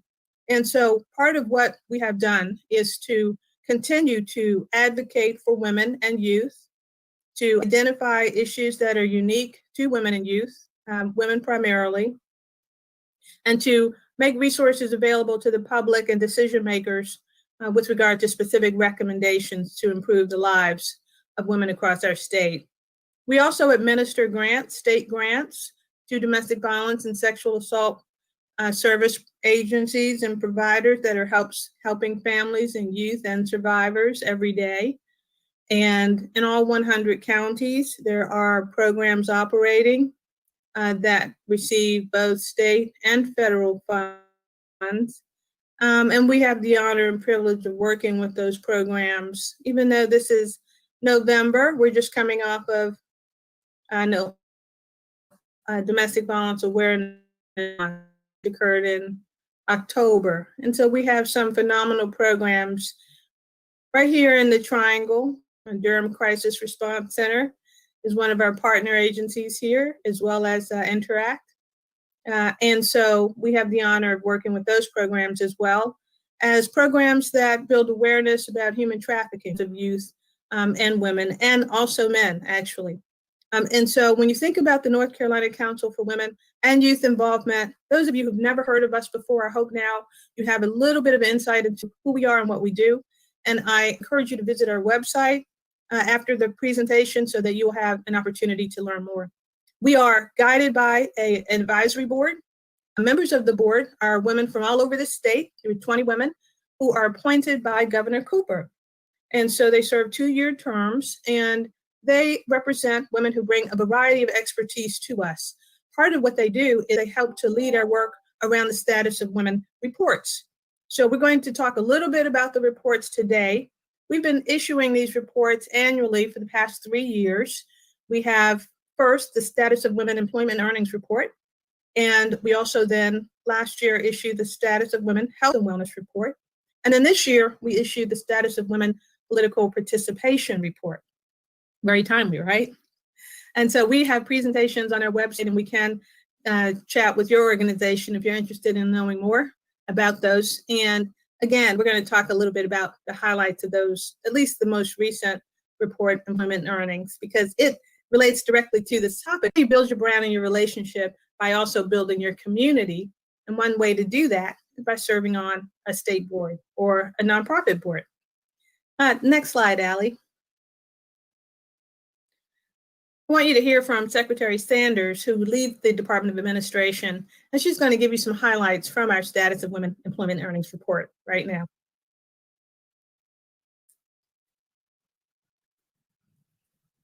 I'm not hearing that, Mark, are you?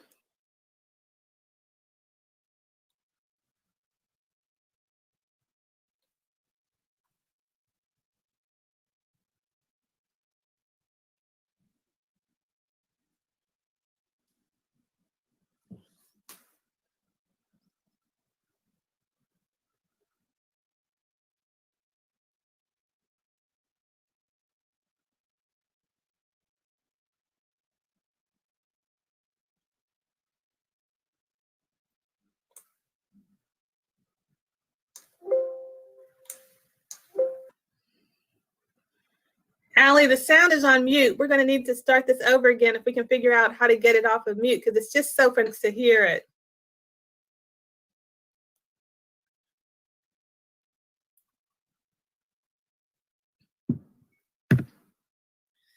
So we're going to take a little bit of time here and try to troubleshoot, figure out how to get this video off of mute.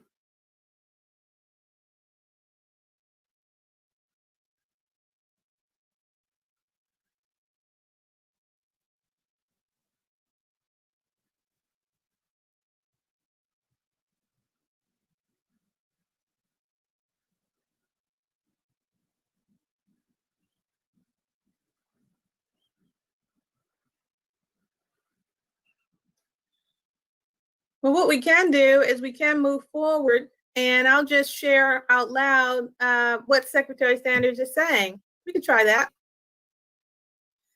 Okay. In North Carolina, we are moving forward. No, let's keep doing with this. Okay.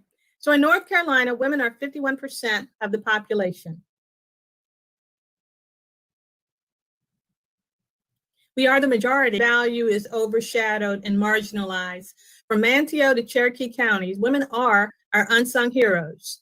And as you know, we juggle work responsibilities, managing businesses, families, and careers.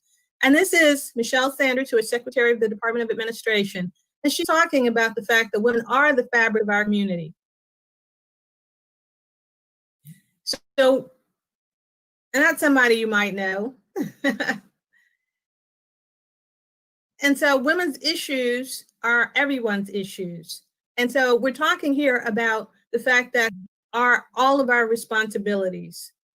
And we're going to go ahead, Allie, and go it later, and they can check out this video. It is about a 3-minute video segment, and you can continue to take a look at this video, and I encourage you to do that. So what the video highlights are statistics from our Status of Women Employment and Earnings Report. And it just gives you an example of the kind of information that we have available for decision makers and for you as you start to look at the fact that women are significantly contributing to the state of North Carolina. Where we're working right now is in the private sector. Also, 9% of us are working in the nonprofit sector, and followed second by the state government. And 7% of women in North Carolina in 2016 were self-employed. And this is because the report was issued 3 years ago. These numbers, of course, have changed, with local and federal government representing 8%. So you can see where women are employed in the state in various areas of the state.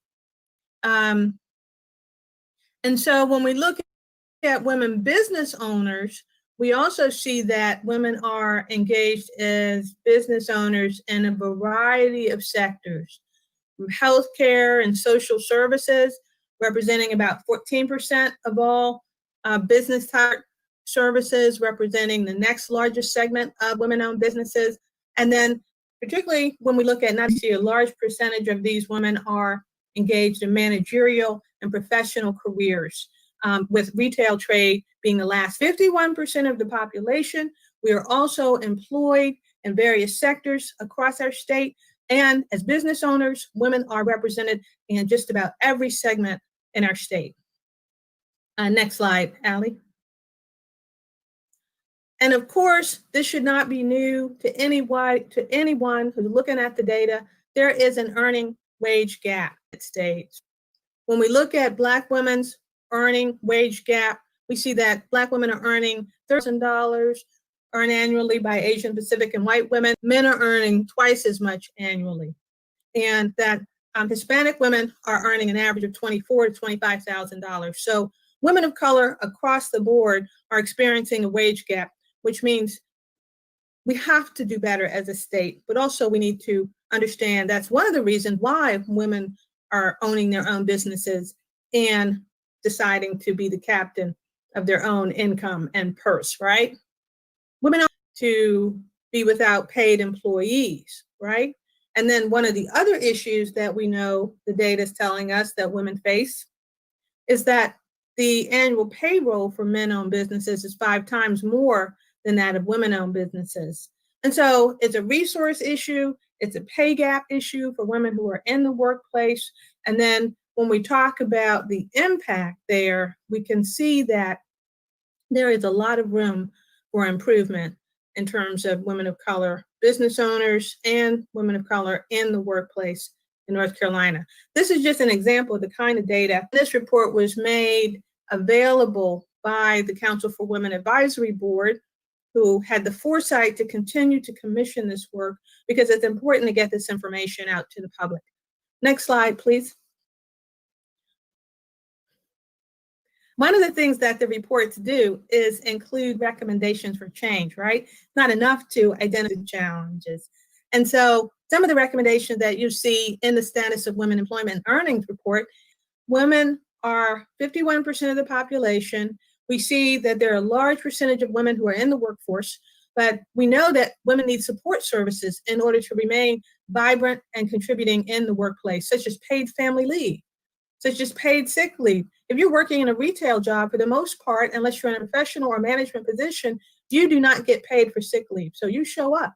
And we found more than ever before now how that impacts our economy and how that impacts our families. And we need policies that allow for predictable work schedules so that, again, women have the opportunity to be available to their family, but also to plan for their schedules as well. We know that capital is an issue. And so we need to have systems that provides resource capital for those women-owned businesses so they're not using their personal money or their family savings to start up their businesses. And I talked earlier about the summer internship program that the state of North Carolina offers to college students through the Department of Administration. We need to promote paid internship programs. The summer internship program that I shared with you earlier is a paid internship program. Still offers 10 weeks of valuable on-the-job learning, 40 hours a week. What it's like to work in a business, the hands-on skills that you develop are invaluable. So we get more women in the pipeline and in the workforce and as business owners when we can get more women in barriers that keep women out of non-traditional careers. And that we also look for opportunities to get women in high growth occupations that pay. Boy, where would we be right now without IT, right? Transportation, engineering, and construction. Let's go to the next slide. We have an interview here with one of my colleagues from the Department of Administration, Tammy Hall, who is head of the Office of Historically Engaging in Relationships in a way that supports your brand, but also commissions and boards. And hopefully, fingers, this will play. Let's see how we do. So I have the honor, who is the Director of the Department of Administration. Welcome, Tammy. Hi, Mary. It's always a pleasure. Thank you. Your role with the state of North Carolina historically underutilized businesses, or how that role aligns with your business goals. I do have the awesome pleasure, as you indicated, to serve as the director and what this office in North Carolina. So we are charged with creating policy recommendations. Owners have an opportunity to participate in our supply chain, because what we know is we bring in large numbers of businesses to compete. We drive costs, small businesses, medium, emerging businesses, all types of businesses allow them. So driving costs down is certainly something that is music to a lot of folks' ears, and also expanding opportunities, not only for women-owned businesses, but for minority and Black-owned business owners who are Black. And So the number one fact that we know is people tend to do business. Do that is you build long-lasting relationships. And so what we say to business owners is that take every opportunity to network, to editors, to sharpen your skills in terms of research, understand the agencies that you're targeting, and then also just sharpen your pencil when it comes to submitting proposals, because we know. And so part of that is one of the things that networking allows you to do is, as you said, expand our relationships, and we submission for historically Office of Historically Underutilized Businesses. I've met some fantastic business owners, business strategy. Absolutely. So we should always strive to broaden these to provide service back, and that's, but also volunteering your time to serve on various boards and commissions. UNC has a really good program where they train you on how to really look for that right board position and what really complements your passion. Where is your passion? You probably never really understand the magnitude of that importance. Right. Following your passion. So let's talk about you for a minute. I've had the pleasure of working with you for the past couple of years and admiring you from up close. With your Women's Council and managing that whole process, that is just very special. So, and as you know,